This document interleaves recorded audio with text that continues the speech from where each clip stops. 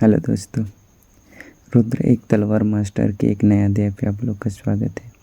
यह कहानी मेरे द्वारा एडिटेड और ट्रांसलेटेड है।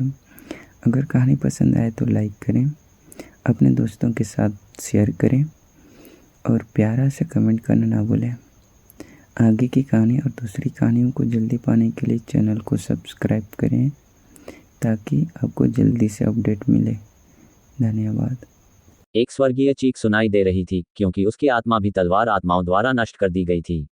एक धमाके के साथ भेड़िए का शव जमीन पर गिर गया। जमीन पर मरा हुआ भेड़िया देखकर रुद्र ने राहत की सांस ली।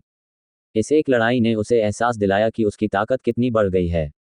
अपनी तलवार क्यूई के साथ हर जीवित चीज को नियंत्रित करने के लिए अपने दिमाग का उपयोग करने की क्षमता के साथ वह आसानी से एक श्रेणी 5 जादुई जानवर को मारने में सक्षम था, लेकिन एक श्रेणी 6 जादुई जानवर को मारना थोड़ा कठिन था। यदि वह किसी को मारना चाहता था तो उसे तलवार आत्माओं की मूल ऊर्जा का उपयोग करना पड़ता था। अंत में ये कहा जा सकता है कि रुद्र युद्ध शक्ति के मामले में पहले से ही एक स्वर्ग संत मास्टर के स्तर तक पहुंच गया था। भेड़िए के शरीर के भीतर से श्रेणी 6 राक्षस कोर को एकत्रित करके रुद्र ने तुरंत शरीर को दीर्घायु घाटी की ओर खींचना शुरू कर दिया। कक्षा 6 के जादुई जानवर का शरीर इतना कीमती था कि उसे यहां बर्बाद नहीं किया जा सकता था। यदि वह घाटी के गांव में लोगों को ऐसे उच्च श्रेणी के मांस का आनंद लेने के लिए प्रस्तुत कर सके तो ये सभी के लिए बहुत फायदेमंद साबित होगा।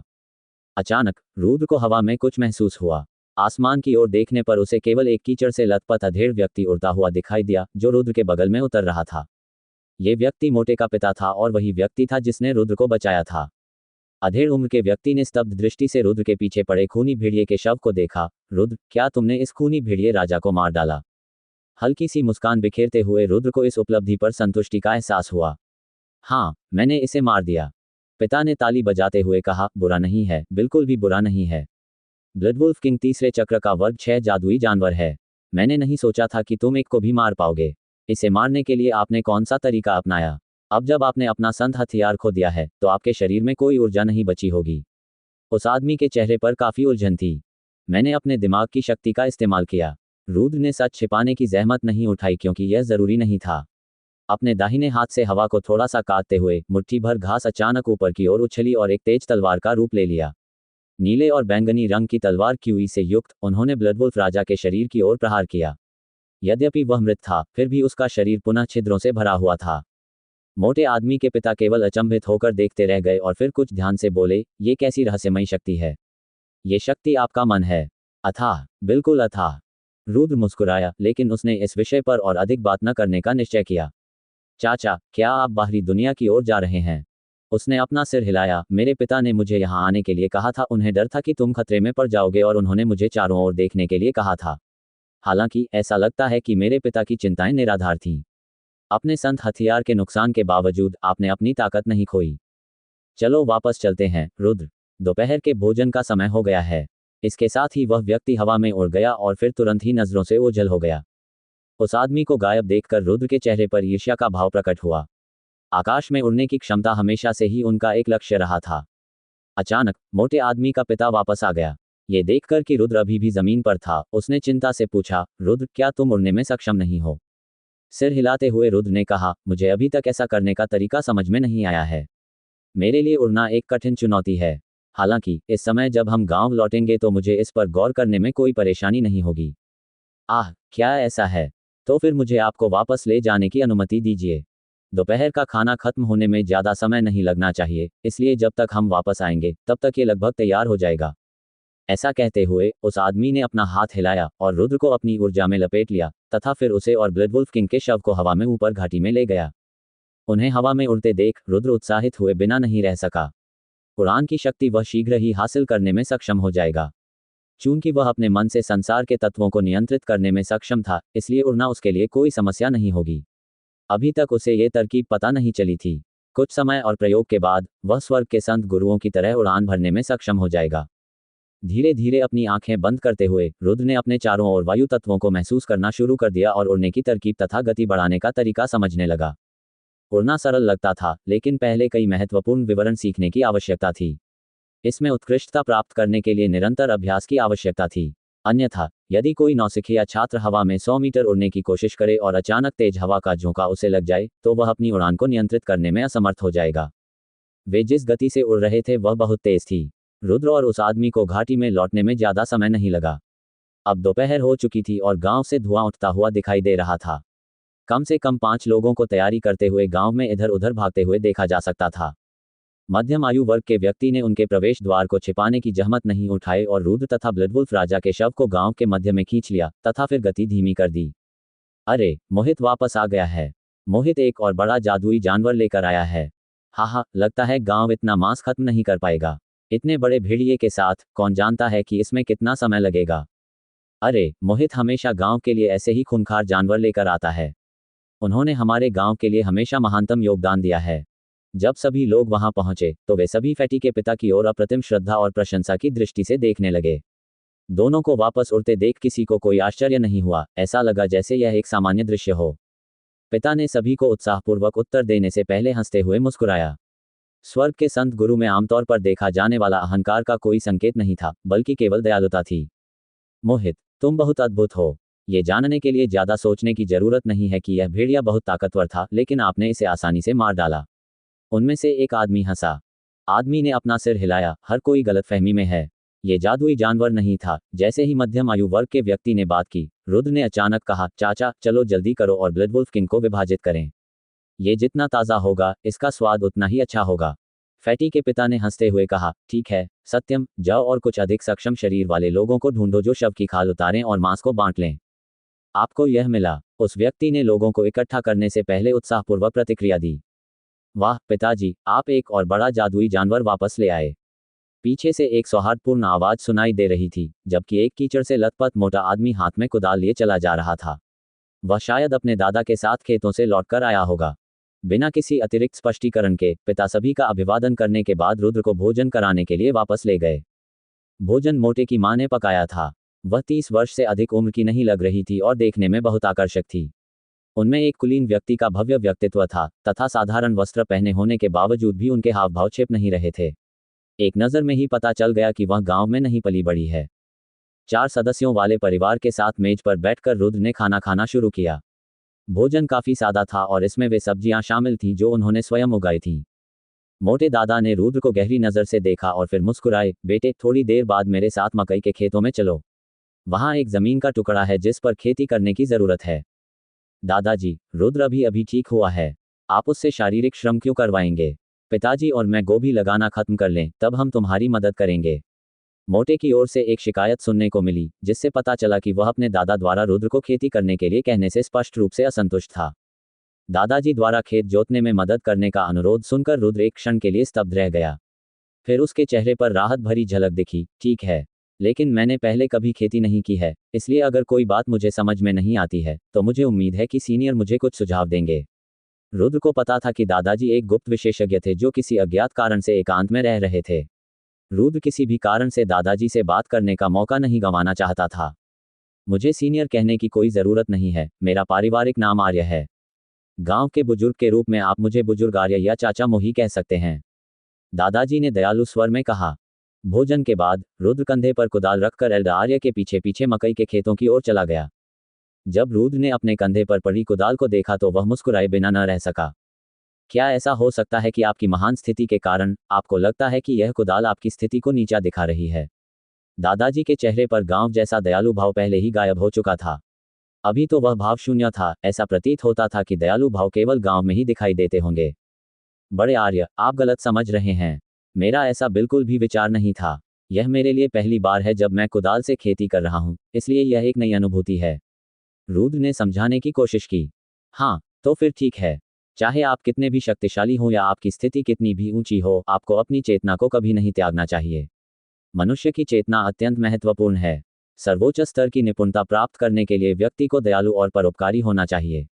इस बात का ध्यान रखें। भले ही आप अद्वितीय प्रतिभाशाली हों और आपको सफलता ही सफलता मिले, अंत में आपकी उपलब्धियां कुछ भी नहीं होंगी। बड़े बोले। ये जूनियर इन शब्दों को याद रखेगा, रुद्र ने विनम्रता से कहा।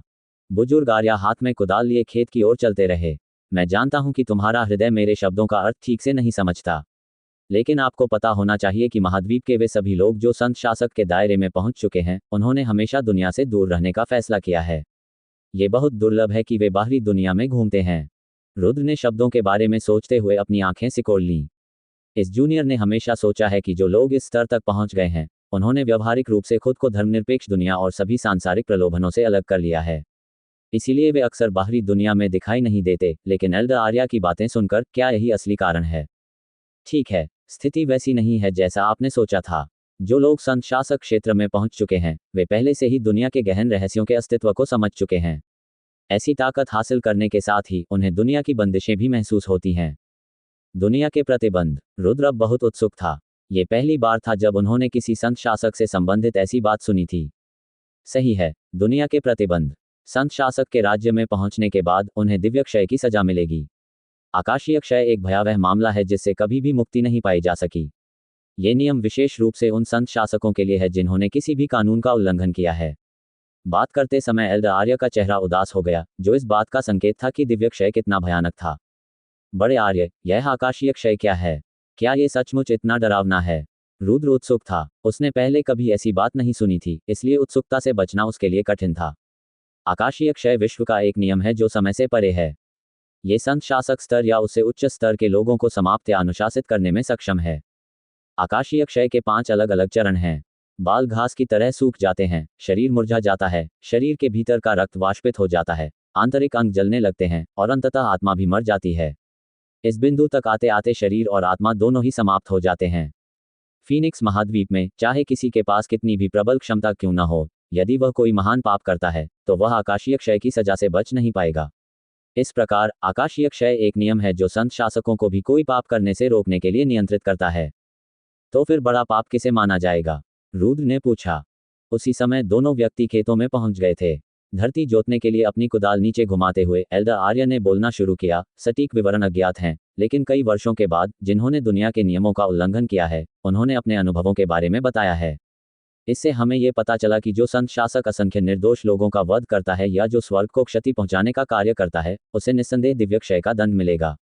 इसके अलावा हमें अभी भी ये पता नहीं है कि नियमों का उल्लंघन और क्या है। स्वर्गीय क्षय दुनिया का एक नियम है जो संत शासकों और उच्चतर को कोई भी पाप करने से रोकता है। लेकिन ये गुण कभी भी किसी ऐसे संत शासक के भीतर प्रकट नहीं हुआ जिसने स्वयं को संसार से अलग कर लिया हो। इसका कारण एक ही है, विवेक। विवेक? रुद्र ने पूछा। सही है, यह विवेक है। नश्वरों की दुनिया एक विशाल कुंड है। यदि कोई शुद्ध और ईमानदार है तो वह मानव संसार को रंग से रंग देगा। अपना विवेक खोना कमजोर इच्छा शक्ति वाला होना है और धन व शक्ति के प्रलोभनों के आगे झुकना है। यदि कोई संत शासक उन्नति की ओर बढ़ना चाहता है तो उसे संसार के गहन रहस्यों को जानने का प्रयास करते रहना चाहिए। संसार के गहन रहस्यों के प्रति व्यक्ति का दृष्टिकोण शांत होना चाहिए तथा सांसारिक प्रलोभनों का सामना करने में सक्षम होना चाहिए। एक बार जब आत्मा संसार के जितना निकट हो जाती है, तब संसार के गहन रहस्यों की समझ और भी तेजी से आने लगती है। यदि कोई सांसारिक प्रलोभनों से प्रभावित हो जाए तो वह गो जैसे खेल में फंस जाएगा। चाहे आप कहीं भी चले जाएं और चाहे आप दुनिया के साथ सामंजस्य बिठाने की कितनी भी कोशिश करें, दुनिया के गहन रहस्यों को समझ पाना असंभव ही रहेगा।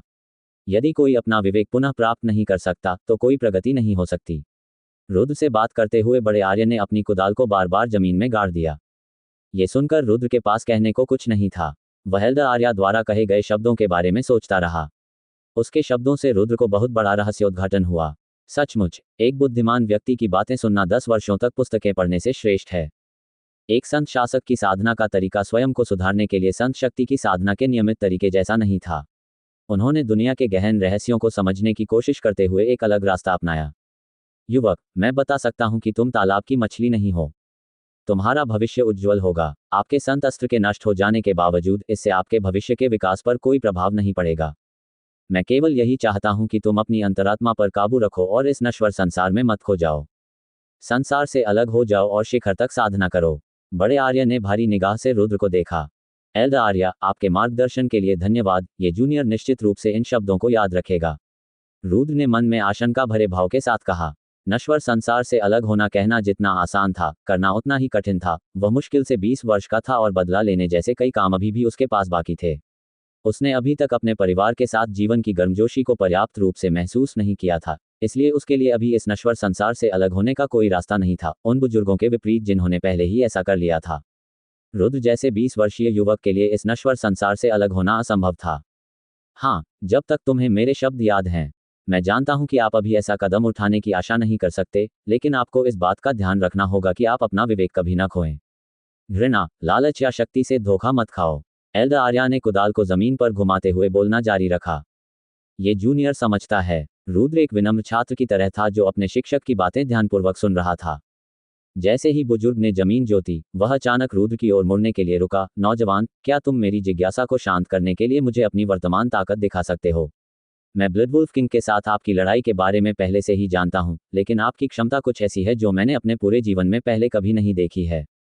रुद्र को आश्चर्य हुआ। उसने कभी नहीं सोचा था कि उसकी हर हरकत और कार्य पर एल्डर आर्या की नज़र थी। लेकिन फिर ये सोचकर कि एल्डर आर्या कितने मजबूत थे, रुद्र को राहत महसूस हुई। इस जूनियर को अभी अभी यह शक्ति प्राप्त हुई है, इसलिए मैं अभी इसे पूरी तरह से नहीं समझ पाया हूँ। यदि एल्डर आर्या के पास कोई संकेत देने को हो तो कृपया बताएं। ये कहते हुए रुद्र की आंखें चमकने लगीं। एक ही विचार से, किसी रहस्यमयी शक्ति के प्रभाव से उनके नीचे की जमीन हवा में तैरने लगी। फिर एक नीला और बैंगनी रंग की चमक दिखाई देने लगी और बिना किसी हिचकिचाहट के सीधे एल्डर आर्या की ओर उड़ने लगी। लेकिन फिर, इससे पहले कि मिट्टी के ढेले एल्डर आर्या के 1 मीटर के भीतर भी पहुंच पाते, वे अचानक हवा में रुक गए। बड़े आर्य की आंखों में आश्चर्य था जब उन्होंने बुदबुदाया, ये वास्तव में एक विचित्र क्षमता है।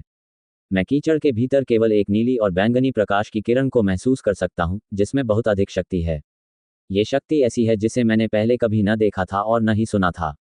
आखिर यह क्या है? बुजुर्ग ने एक भी कदम नहीं उठाया था, लेकिन वह किसी तरह तैरती हुई मिट्टी को बिना किसी नीले या बैंगनी प्रकाश के वापस जमीन पर लाने में कामयाब हो गया था।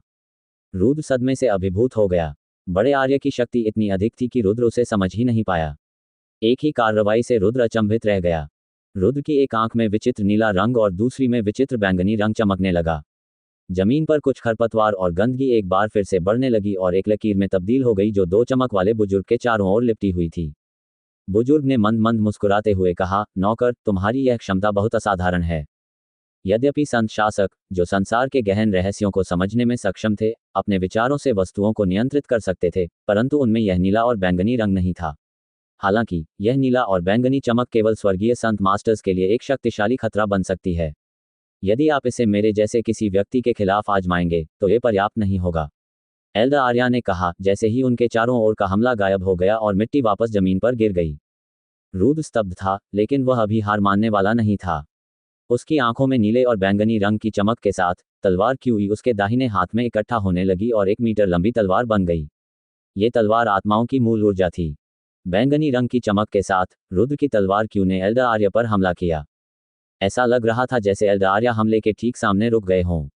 तलवार क्यूई से निकलने वाली मूल ऊर्जा को देखते हुए वह बुदबुदाने लगा, तलवार की मंशा की कितनी मजबूत मात्रा, यह आभा। ऐसा लगता है। अगले ही क्षण बुजुर्ग अपने विचारों में खो गए। जैसे ही रुद्र की तलवार क्यूई से आने वाली मूल ऊर्जा एल्डर आर्या के 1 मीटर के भीतर पहुंची, एक अज्ञात ऊर्जा ने अचानक उसे आगे बढ़ने से रोक दिया। यह ऊर्जा इतनी प्रबल थी कि तलवार क्यूई की मूल ऊर्जा के लिए भी कोई अवसर नहीं था। चेहरे का रंग उड़ता देख रुद्र ने कभी नहीं सोचा था कि बुजुर्ग की ताकत इतनी प्रबल होगी। मूल ऊर्जा के साथ भी वह अभी भी बुजुर्ग के करीब पहुंचने में असमर्थ था। ऐसा लग रहा था जैसे वह एल्डर आर्या की तुलना में एक शिशु था। यहां तक कि वह वहां खड़ा था, रुद्र एक रत्ती भी नुकसान नहीं पहुंचा सका। जब रुद्र ने अपने दिमाग से बुजुर्ग के शरीर को महसूस किया तो उसे तुरंत एहसास हुआ कि बुजुर्ग खुद दुनिया का एक टुकड़ा है। तलवार आत्माओं की मूल ऊर्जा इस सांसारिक ऊर्जा द्वारा अवरुद्ध कर दी गई थी। ऊर्जा के ऐसे असीम स्रोत के सामने रुद्र को ऐसा महसूस हुआ जैसे वह विशाल महासागर में एक छोटी नाव है। एक गहरी सांस के साथ उसने तलवार आत्माओं से मूल ऊर्जा को अपने शरीर में वापस अवशोषित करना शुरू कर दिया। रुद्र को सबसे अधिक आश्चर्य इस बात पर हुआ कि एल्डर आर्या की ताकत पहले ही उस स्तर तक पहुंच चुकी थी जिसके बारे में वह केवल सपना ही देख सकता था। बड़े आर्य ने अस्वाभाविक रूप से गंभीर भाव से रुद्र के दाहिने हाथ को देखा और फिर पूछा, नौजवान, क्या तुम मुझे बता पाओगे? आपके हाथ में वह ऊर्जा क्या थी, वह कहां से आई? मैं इसे नीला और बैंगनी तलवार क्यूई कहता हूं, जो मूल ऊर्जा का एक प्रकार है। रुद्र ने ज्यादा कुछ बताए बिना कहा, नीला और बैंगनी तलवार क्यूई, मूल ऊर्जा। तो वह व्यक्ति आखिरकार आप ही थे। बड़े आर्य ने मन ही मन बुदबुदाया। वह क्या था, एल्डर आर्य? रुद्र ने असमंजस में पूछा। ये कुछ भी नहीं है। नौजवान, क्या तुम अपनी इच्छानुसार उस ऊर्जा का उपयोग करने में सक्षम हो? बड़े आर्य ने रुद्र को ध्यान से देखा। रुद्र ने सिर हिलाकर कहा, फिलहाल मैं इसका स्वतंत्र रूप से उपयोग कर सकता हूँ। एल्डर आर्य, क्या कुछ गड़बड़ है? कुछ नहीं, मुझे तो बस यही लगता है कि यह ऊर्जा अभी अपनी चरम अवस्था पर नहीं है। बड़े ने उत्तर दिया। मूल ऊर्जा बहुत कमजोर है, इसलिए यह अभी तक इष्टतम स्थिति तक नहीं पहुंची है। रुद्र ने आधा सच उत्तर दिया। तो ये बात है। बुजुर्ग को अचानक एक बात का एहसास हुआ। युवा, अभी आप मुख्य रूप से अपने विचारों का उपयोग करके आक्रमण करने पर ध्यान केंद्रित कर रहे हैं। अपने साधना पथ के संबंध में आपको अपने मन से निरंतर अभ्यास करना होगा।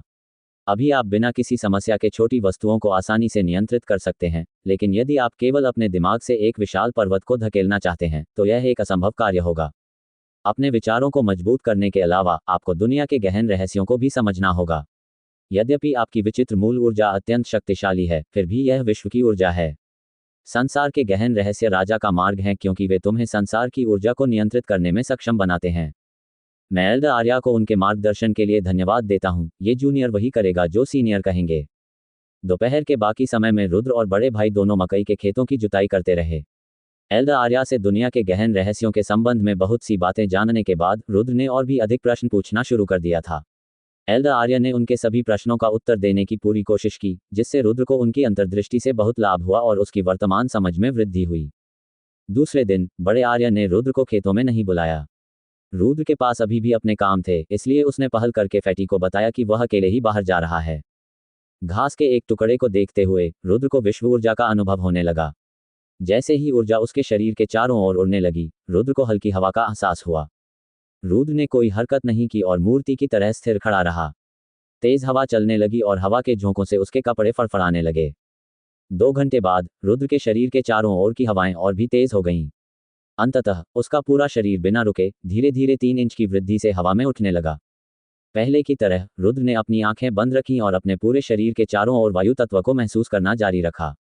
उसकी आत्मा पूरी तरह से उसे उड़ाने के विचार में डूबी हुई थी। हवा में उड़ने में सक्षम होना एक ऐसी क्षमता थी जिसे पाने की रुद्र को लालसा थी। और आज वह दिन था जब वह अंततः इसे पकड़ लेगा। उसका हृदय इस समय जो आनंद महसूस कर रहा था उसे व्यक्त करने में असमर्थ था। टकराना। अचानक रुद्र का सिर सामने के पेड़ से टकराया। तुरंत ही उसके पूरे शरीर का संतुलन बिगड़ गया और वह हवा से नीचे गिरने लगा। इस कठिन परीक्षा के बाद जब उसने अपनी आंखें खोली तो वह जमीन से ऊपर चढ़ गया। यह अच्छी बात थी कि उसका शरीर एक सामान्य व्यक्ति के शरीर से भिन्न था, अन्यथा अपने शरीर की रक्षा के लिए सेंट फोर्स के उपयोग के बिना उसकी कई हड्डियां टूट जातीं। अरे, ऐसा लगता है कि उड़ान की शक्ति कोई खिलवाड़ वाली चीज नहीं है। मुझे और भी अधिक साधना करनी होगी। रुद्र ने आह भरी। इसके बाद रुद्र ने उड़ान की शक्ति का अथक अभ्यास किया।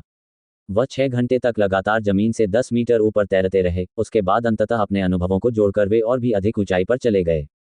बिना रुके 100 मीटर तक सीधे ऊपर उड़ते हुए वह केवल अपने चारों ओर नीले प्रकाश के कुछ झोंके ही देख पाया। ये वायु तत्व था। इसी समय एक ग्रामीण ने अचानक रुद्र को 100 मीटर ऊपर हवा में तैरते हुए देखा। अपना मुंह पूरी तरह खोलकर वह कांपते होंठों से रुद्र की ओर इशारा करने लगा। वह लेकिन सदमे के कारण वह अपनी बात पूरी नहीं कर पाया। बड़े वांग, आप क्यों हकला रहे हैं? क्या तुम बात करना भूल गए? उसके बगल में खड़ा ग्रामीण उस पर हंसा और फिर उस दिशा में देखने लगा जिस ओर वह इशारा कर रहा था। वह भी आश्चर्य से चिल्लाया, हे भगवान, क्या ये वही युवक नहीं है जिसे मोहित वापस लाया था? कैसे? वह मोहित की तरह कैसे उड़ पाता है? क्या वह स्वर्ग संत मास्टर भी हो सकता है? रुद्र को 100 मीटर ऊपर उड़ते देखना अत्यंत मनमोहक दृश्य था। ऐसी घटना को सभी लोगों को देखने में ज्यादा समय नहीं लगा। प्रत्येक ग्रामीण केवल अविश्वास से देख सकता था। हे भगवान, रुद्र उड़ सकता है। क्या वह एक स्वर्गीय संत मास्टर है? हे भगवान, यह अविश्वसनीय है। यहाँ तक कि खेतों में काम कर रहा छोटा मोटा लड़का भी रुद्र को देख चुका था और अचानक चौंक कर चिल्ला पड़ा। अचानक एकाग्रचित रुद्र की आकृति पर हवा का एक तेज झोंका आया, जिससे उनका शरीर आगे पीछे हिलने लगा। नियंत्रण न रख पाने के कारण रुद्र जमीन पर गिरने लगा। भाव भंगिमाओं में परिवर्तन के साथ रुद्र ने वायु तत्वों को अपने निकट खींचने से पहले एक बार फिर अपने विचारों को एकत्रित करना शुरू किया।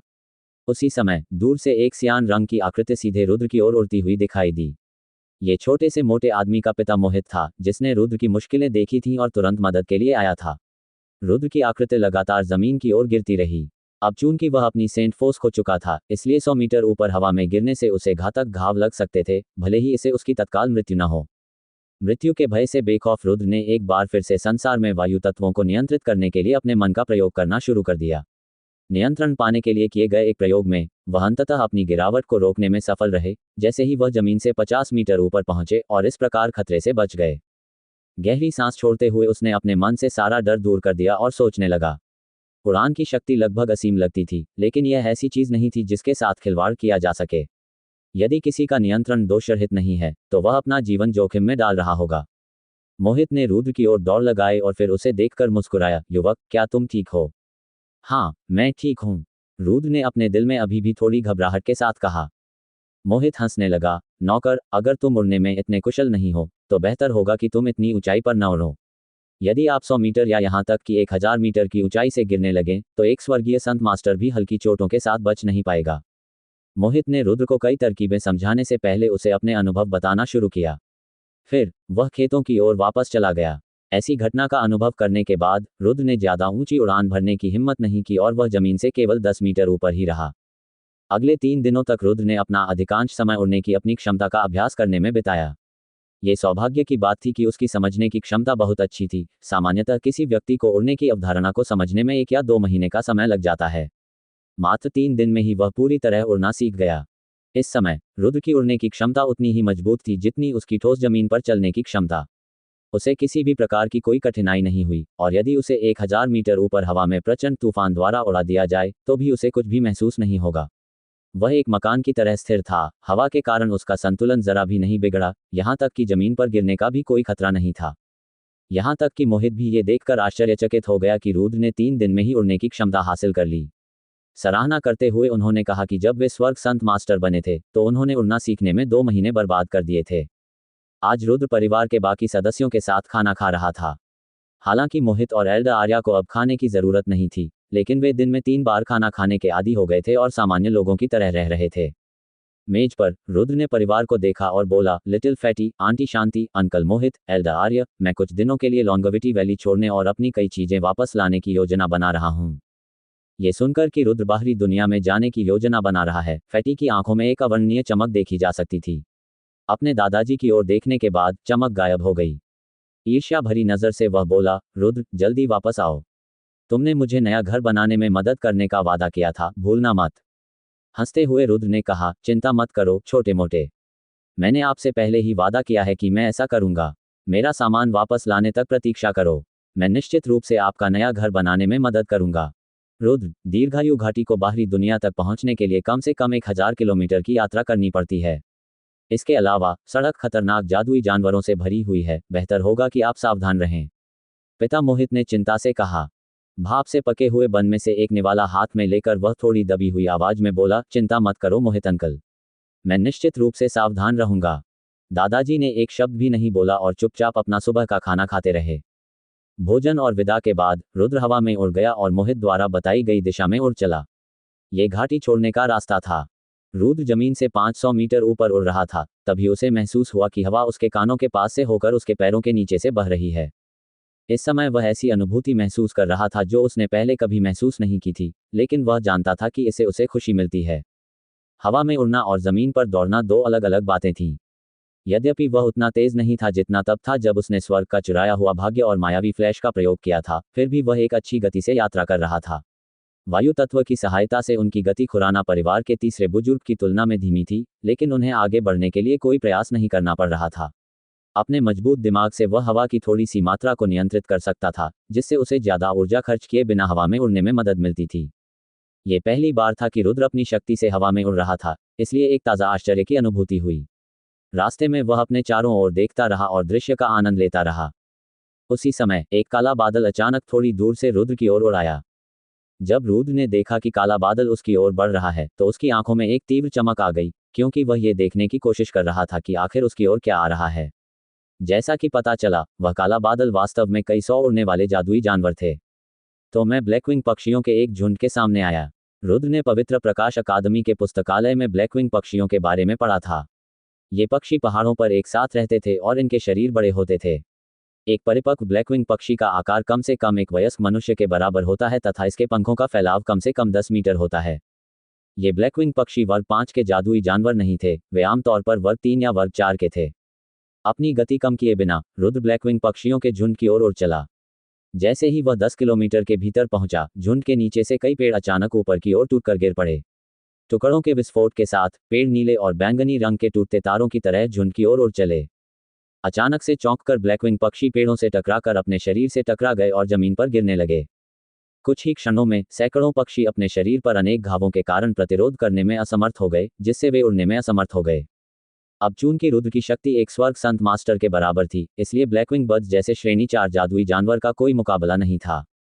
रुद्र के पास किसी भी जीवित चीज को अपने दिमाग से नियंत्रित करने की क्षमता थी, जिससे वह अल्पसंख्यक के खिलाफ बहुसंख्यकों की रणनीति का उपयोग करके अपने दुश्मन से लड़ सकता था। रास्ते में रुद्र को जादुई जानवरों से भरी 3 अन्य गड़बड़ियों का सामना करना पड़ा। हालांकि ये जादुई जानवर वर्ग 4 के नहीं थे, बल्कि वर्ग 5 के जादुई जानवर थे। उन सभी में एक जन्मजात बुद्धि और सहज ज्ञान था जो उन्हें चेतावनी देता था कि वे किसी भी ऐसे व्यक्ति पर हमला न करें जो उड़ सकता हो। 4 घंटे बाद रुद्र 2000 किलोमीटर की यात्रा करके एक पर्वत श्रृंखला पर पहुंच गया। फिर 100 किलोमीटर के बाद वह अंततः युद्ध के मैदान में पहुंचा, जहां उसने 8 स्वर्ग संत मास्टर से लड़ाई की। बिना किसी हिचकिचाहट के वह तेजी से आगे 100 किलोमीटर उड़कर उस स्थान पर पहुंचा जहां उसने सफेद बाघ शावक को छुपाया था। रुद्र को वहां पहुंचने में ज्यादा समय नहीं लगा। धीरे धीरे जमीन पर उतरते हुए वह उस पेड़ के पास पहुंचा जहां उसने बाघ के बच्चे को छुपाया था। जैसे ही उसने देखा कि पेड़ की छत गायब हो गई है और पेड़ बंजर हो गया है, उसे एहसास हुआ कि बाघ का बच्चा कहीं दिखाई नहीं दे रहा है। रुद्र के लिए यह कोई आश्चर्य की बात नहीं थी। उसने पहले भी निशान देखे थे और यह पता लगाने की कोशिश की थी कि बाघ का बच्चा कहाँ गया है। कुछ समय बाद भी उसे कुछ नहीं मिला। इस समय तक रुद्र गंभीर होने लगा था, लेकिन अभी वह उन्मत्त नहीं हुआ था। यद्यपि बाघ का बच्चा खो गया था, फिर भी उसके पास उसे ढूंढने का एक तरीका था। वह तुरंत जमीन से उठकर मिंग्यांग शहर की ओर उड़ चला। 1 घंटे बाद वह ऊपर आसमान में पहुंचा और बिना किसी छुपने के सबकी आंखों के सामने शहर में उड़ गया। अब तक मिंग्यांग शहर अपनी सामान्य स्थिति में लौट चुका था। बाघ शावक की तलाश करते समय वे जिस उन्मादपूर्ण मनोदशा में थे, वह बहुत पहले ही समाप्त हो चुकी थी और यहां तक कि रुद्र के चेहरे के चित्र भी उतार दिए गए थे। रुद्र के जाने के दूसरे दिन ही इस घटना से संबंधित सभी खबरें गायब हो गईं। लेकिन जब रुद्र आकाश में उड़ा तो नीचे मौजूद लोगों ने उसे तुरंत देख लिया। उनमें से प्रत्येक ने अपना सिर आकाश की ओर उठाया और आश्चर्य से अपना मुंह खुला छोड़ दिया। जल्द ही शहर में चारों ओर खबर फैलने लगी और इस प्रकार सभी को पता चल गया कि उनके शहर में एक स्वर्गीय संत मास्टर का आगमन हुआ है। नगर के राजा के महल को सबसे पहले ये सूचना मिली और उन्होंने तुरंत कुछ सैनिकों को उसका स्वागत करने के लिए भेज दिया। इस युग में जहां संत शासकों ने स्वयं को दुनिया से अलग कर लिया था, वहीं स्वर्गीय संत गुरुओं को महाद्वीप पर पिरामिड के शीर्ष के रूप में व्यापक रूप से माना जाता था। एक स्वर्गीय संत गुरु का मिंग्यांग शहर में आना कोई छोटी घटना नहीं थी। राज परिवार में कुछ समय पहले घटित हुए इस मामले का उनके परिवार पर कोई खास प्रभाव नहीं पड़ा। संपूर्ण परिसर एक बार फिर शांत हो गया और उनकी सुरक्षा की गारंटी के लिए कई सैनिक परिसर के चारों ओर गश्त करने लगे। जैसे ही एक स्क्वाड्रन एक परित्यक्त घर के पास से गुजर रहा था, किसी ने अचानक चिल्लाकर कहा, कैप्टन, आसमान की ओर देखो। इस पर सैनिकों ने एक एक करके अपने सिर आकाश की ओर उठाए और जब उन्होंने देखा तो वे तुरंत दंग रह गए और उनकी आंखें खाने की प्लेटों जितनी बड़ी हो गईं। स्क्वाड्रन से मात्र 3 मीटर की दूरी पर एक साधारण कपड़े पहने व्यक्ति आसमान से धीरे धीरे उतर रहा था। भारी स्वर्ग संत मास्टर। रुद्र के युवा चेहरे को देखकर कप्तान के चेहरे पर गहरा आश्चर्य छा गया। उसे अपनी आंखों पर विश्वास नहीं हो रहा था। इतनी कम उम्र के एक युवक का स्वर्गीय संत गुरु के दायरे में पहुंचना लगभग पूरी तरह से अनसुना था। दोबारा, आदरणीय महोदय, मैं राजवंश की इकाई 3 का कप्तान हूं। मैं आपकी क्या सेवा कर सकता हूं? कप्तान ने अपनी आवाज में आश्चर्य को दबाने की कोशिश की, लेकिन उससे बात करते समय वह हकला रहा था। रुद्र ने हाथ हिलाने से पहले गार्ड की ओर एक नजर डाली। ये जगह तुम्हारा विषय नहीं है, जाओ और जो कर रहे हो करो। उस स्वर से ऐसा लग रहा था मानो रुद्र राजकुल का स्वामी हो। कैप्टन ने कोई आपत्ति नहीं की तथा अपने सुरक्षाकर्मियों को क्षेत्र से दूर ले जाने से पहले केवल सम्मानपूर्वक सलामी दी। पहरेदारों के जाने के बाद रुद्र के चेहरे पर हल्की मुस्कान थी। एक क्षण के लिए उसने अपना दाहिना हाथ ऊपर उठाया और एक अंतरिक्ष वलय अचानक खिड़की से बाहर उड़कर उसके हाथ पर आ गिरा। यह अंतरिक्ष वलय वह वलय था जो खजाना पर्वत की मुहर और डुआनयुन तलवार दोनों को धारण किए हुए था। अंगूठी को अपने हाथ में लेकर रुद्र ने अंतरिक्ष अंगूठी के अंदर देखा तो पाया कि खजाना पर्वत की मुहर और डुआनयुन तलवार अभी भी उसके अंदर संग्रहित थी। उन्हें अभी तक नहीं लिया गया था। रुद्र अपनी खुशी को बड़ी मुश्किल से छुपा पाया। वह जानता था कि खुराना परिवार के तीसरे बुजुर्ग के पास अपने कबीले के शासक के आयुध को खोजने का एक तरीका था, लेकिन स्पेस रिंग कई दिनों तक राज कबीले के भीतर पता लगाने से बचने में कामयाब रही थी। ये जश्न मनाने का एक खुशी का अवसर था। यहाँ आते समय रुद्र को चिंता थी कि छिपी हुई स्पेस रिंग का पता चल गया होगा, लेकिन अब जब वह यहाँ आ गया था तो उसकी चिंताएं पूरी तरह से निरर्थक थीं। राहत की सांस लेते हुए रुद्र के चेहरे पर एक खुशी भरी मुस्कान आ गई। उसने धीरे से अपनी आंखें बंद कर लीं और 2 सांसों के अंतराल में राजवंश के परिसर के भीतर का कुआं फट गया और एक बैंगनी और सुनहरे रंग का बक्सा हवा में उड़ गया। फिर जैसे किसी रहस्यमय शक्ति से आकर्षित होकर वह सीधे रुद्र के हाथ में उड़ाया। बक्सा खोलते ही रुद्र को उसके अंदर छिपी हुई चांदी की स्पेस रिंग दिखाई दी। दूसरी स्पेस रिंग अभी भी उसके हाथ में थी। उसने उस दूसरी स्पेस रिंग को लिया और उसे बॉक्स के साथ दूसरे बॉक्स में फेंक दिया और चला गया। रुद्र के जाने के कुछ ही देर बाद घबराए हुए लोगों का एक समूह वहां पहुंचा जहां रुद्र था। भीड़ में राजवंश का सरदार भी था, लेकिन रुद्र पहले ही वहां से जा चुका था। एक क्षण तक खोज करने के बाद भी कबीले का स्वामी हार मानने के अलावा और कुछ नहीं कर सका। हवा में उड़ते हुए रुद्र तेजी से मिंग्यांग शहर से बाहर निकल गया। रास्ते में अनगिनत लोग आश्चर्य और विस्मय के भाव से आकाश की ओर देख रहे थे, लेकिन रुद्र देखने के लिए अधिक देर तक वहां नहीं रुका। उनकी पहली प्राथमिकता सफेद बाघ का पता लगाना और यह सुनिश्चित करना था कि उसे कोई खतरा न हो। हवा में ही रुद्र ने रितिका द्वारा दिए गए फर के सफेद पैच निकाल लिए। फर के इस टुकड़े में यह पता लगाने का एक विशेष तरीका था कि रितिका कहाँ है और सफेद बाघ कहाँ है। रितिका द्वारा सफेद बाघ शावक के फर के साथ बताए गए निर्देशों का पालन करने के बाद ये सीधा होने लगा और फिर किनारों पर मुड़ने लगा, जैसे कि कंपास की तरह रुद्र को एक विशिष्ट दिशा में इशारा कर रहा हो। रुद्र ने उस दिशा में देखा जिधर फर इशारा कर रहा था, तो उसे पता चला कि वह वहीं था जहां से वह भी आया था। क्या सफेद बाघ का बच्चा पर्वत श्रृंखला की ओर भाग गया? रुद्र ने सोचा। विचाराधीन पर्वत श्रृंखला क्रॉस पर्वत से जुड़ी हुई थी और इसमें एक राजा पर्वत भी था जो सफेद बाघ शावक का दुश्मन था। यदि सफेद बाघ का बच्चा राजा के पंजे में पड़ जाए तो उसका अंत हो जाएगा। बकवास, मुझे आशा है कि शावक को क्रॉस माउंटेन के राजा द्वारा नहीं खोजा गया है। गंभीर भाव के साथ और बिना किसी हिचकिचाहट के वह उस दिशा में उड़ चला जिस ओर फर ने इशारा किया था।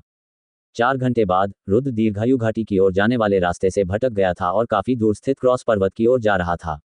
जैसे जैसे वह क्रॉस पर्वत के करीब पहुंचता गया, रुद्र का चेहरा और अधिक बदसूरत होता गया। वह व्यावहारिक रूप से इस बात की पुष्टि कर सकता था कि सफेद बाघ का बच्चा संभवतः क्रॉस माउंटेन्स में ही था। गति धीमी करते हुए रुद्र हवा में तैरने लगा और सोचने लगा, यदि सफेद बाघ शावक क्रॉस पर्वत के राजा को मिल जाता तो वह अपनी मौत की ओर बढ़ने के अलावा कुछ नहीं कर रहा होता। अचानक रुद्र के मन में एल्डर आर्य की छवि उभरी, मानो वह रुद्र को उसकी जान बचाने के लिए रस्सी दे रहा हो। क्या एल्डर आर्य यहाँ मदद कर सकते हैं? रुद्र ने सोचा और चीजों का हिसाब लगाना शुरू कर दिया। एल्डर आर्य की साधना अत्यधिक गहरी थी, संभवतः वह एकमात्र ऐसा व्यक्ति था जो माजी कबीले की ताकत का सामना कर सकता था। लेकिन फिर एल्डर आर्य नश्वर संघर्षों से थक गए थे और उन्होंने अपने एकांत दिनों को ही पसंद किया। रुद्र अपने निजी हितों के लिए भी एल्डर आर्य को अपने मामलों में शामिल नहीं करना चाहता था। आखिरकार क्रॉस माउंटेन्स का माजी कबीला एक बहुत बड़ी शक्ति थी। वह किसी अज्ञात कार्य को पूरा करने में एल्डर आर्य की मदद लेकर उनकी परेशानियों को और बढ़ाना नहीं चाहता था। कुछ संदेह के साथ हवा में तैरने के बाद रुद्र ने अपने होंठ काटे और सफेद बाघ शावक की दिशा में उड़ गया। इस समय वह ये नहीं बता पा रहे थे कि बाघ का बच्चा पकड़ा गया है या नहीं। यदि बाघ शावक को किसी कमजोर जादुई जानवर ने ले लिया होता तो भी संभावना बनी रहती। कंपास की तरह सफेद बाघ का फर रुद्र को 2 घंटे तक एक ही दिशा में ले गया। अंततः रुद्र एक पर्वत शिखर पर पहुंचा और नीचे का दृश्य देखने लगा। अब तक रुद्र क्रॉस माउंटेन्स की सीमा के करीब पहुंच चुका था। उसके नीचे आत्मिक वानरों का एक समूह इकट्ठा था। वे ऊंचे वृक्षों के ऊपर खड़े होकर तैरते हुए रुद्र को देखकर दांत पीसते हुए चिल्लाने लगे। रुद्र ने अपने हाथ में फर को देखा। इससे वह बता सकता था कि सफेद बाघ कहीं आसपास ही है। फर को एक तरफ रख देने के बाद वह नीचे की जमीन को खोदने लगा। उन्होंने पुष्टि की कि वह पहले से ही आत्मिक वानरों के एक घोंसले में गहराई से घुस चुके थे तथा असंख्य वानरों की संख्या पास में ही खड़ी थी तथा और भी अधिक वानरों की संख्या उस क्षेत्र की ओर दौड़ रही थी। इससे भी अधिक, वहां कई अन्य श्रेणी 5 जादुई जानवरों की गंध भी थी। यदि वह उड़ नहीं रहा होता तो बहुत पहले ही वानरों ने उसे घेर लिया होता। अचानक कई सुनहरी आकृतियां हवा में उड़ती हुई दिखाई दी। रुद्र को 5-3 मीटर ऊंचे सुनहरे आत्मिक वानर घेरे हुए थे। उनमें से प्रत्येक के चेहरे पर भयंकर चमक थी, जो रुद्र के लिए शुभ संकेत नहीं थी। रुद्र अब गंभीर होने लगा। वह पहले भी स्पिरिट एप्स को कम आंक रहा था, लेकिन उसने कभी नहीं सोचा था कि कक्षा 6 का स्पिरिट एप भी होगा। 5 तो दूर की बात है। अब चूंकि वहां कक्षा 6 के 5 आत्मा वानर थे, इसलिए रुद्र को अब और लापरवाही बरतने की हिम्मत नहीं हुई। उसके मन के साथ नीचे के जंगल से अनगिनत पेड़ों की पत्तियां आसमान में उड़ने लगीं। फिर एक नीले और बैंगनी चमक के साथ वे एक प्रकार की सुरक्षात्मक परत के रूप में रुद्र के चारों ओर उड़ गए। जादू के इस विचित्र प्रदर्शन से कक्षा 6 के 5 आत्मा वानरों को आश्चर्य हुआ, लेकिन उनमें से एक ने अपनी आंखें सिकोड़ लीं और दहाड़ने लगा। फिर उसने अपनी मुट्ठियां हवा में ऊंची उठाकर रुद्र पर आक्रमण करना शुरू कर दिया। तुरंत ही रुद्र के चारों ओर उड़ रहे पेड़ के पत्ते 2 तलवारों में परिवर्तित हो गए, जिनका उपयोग आत्मा वानर पर वार करने के लिए किया गया। टकराना। जब दोनों पक्ष एक दूसरे पर हमला कर रहे थे तो जोरदार धमाका सुनाई दिया।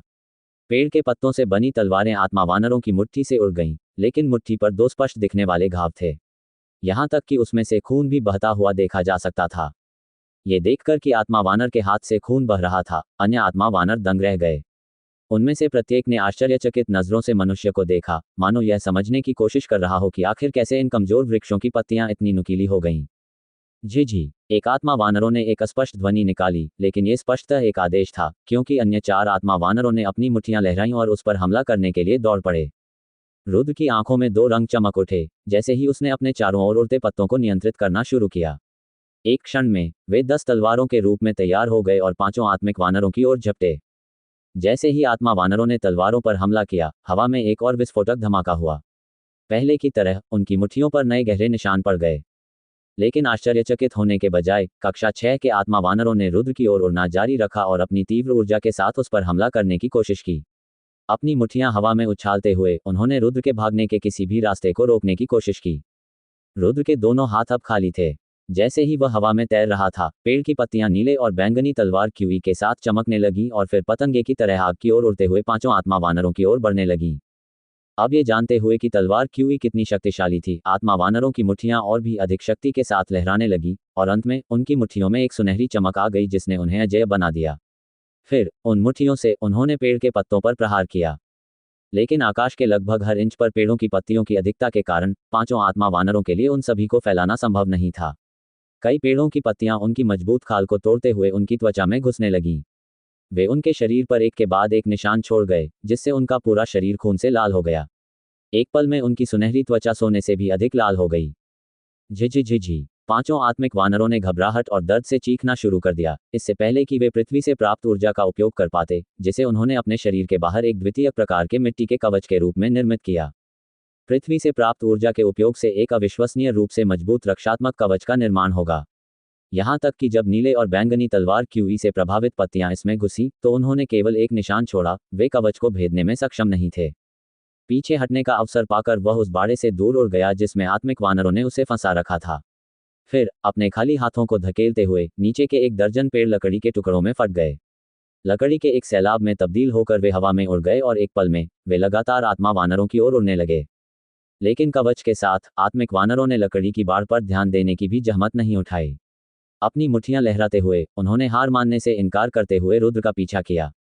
पीछे की ओर उड़ते हुए रुद्र ने देखा कि उसके द्वारा बनाई गई लकड़ी की बाड़ ने वानरों को घेर लिया है। पूरे आकाश को ढकते हुए छर्रे निर्दयतापूर्वक सीधे स्पिरिट एप्स पर गिरने लगे।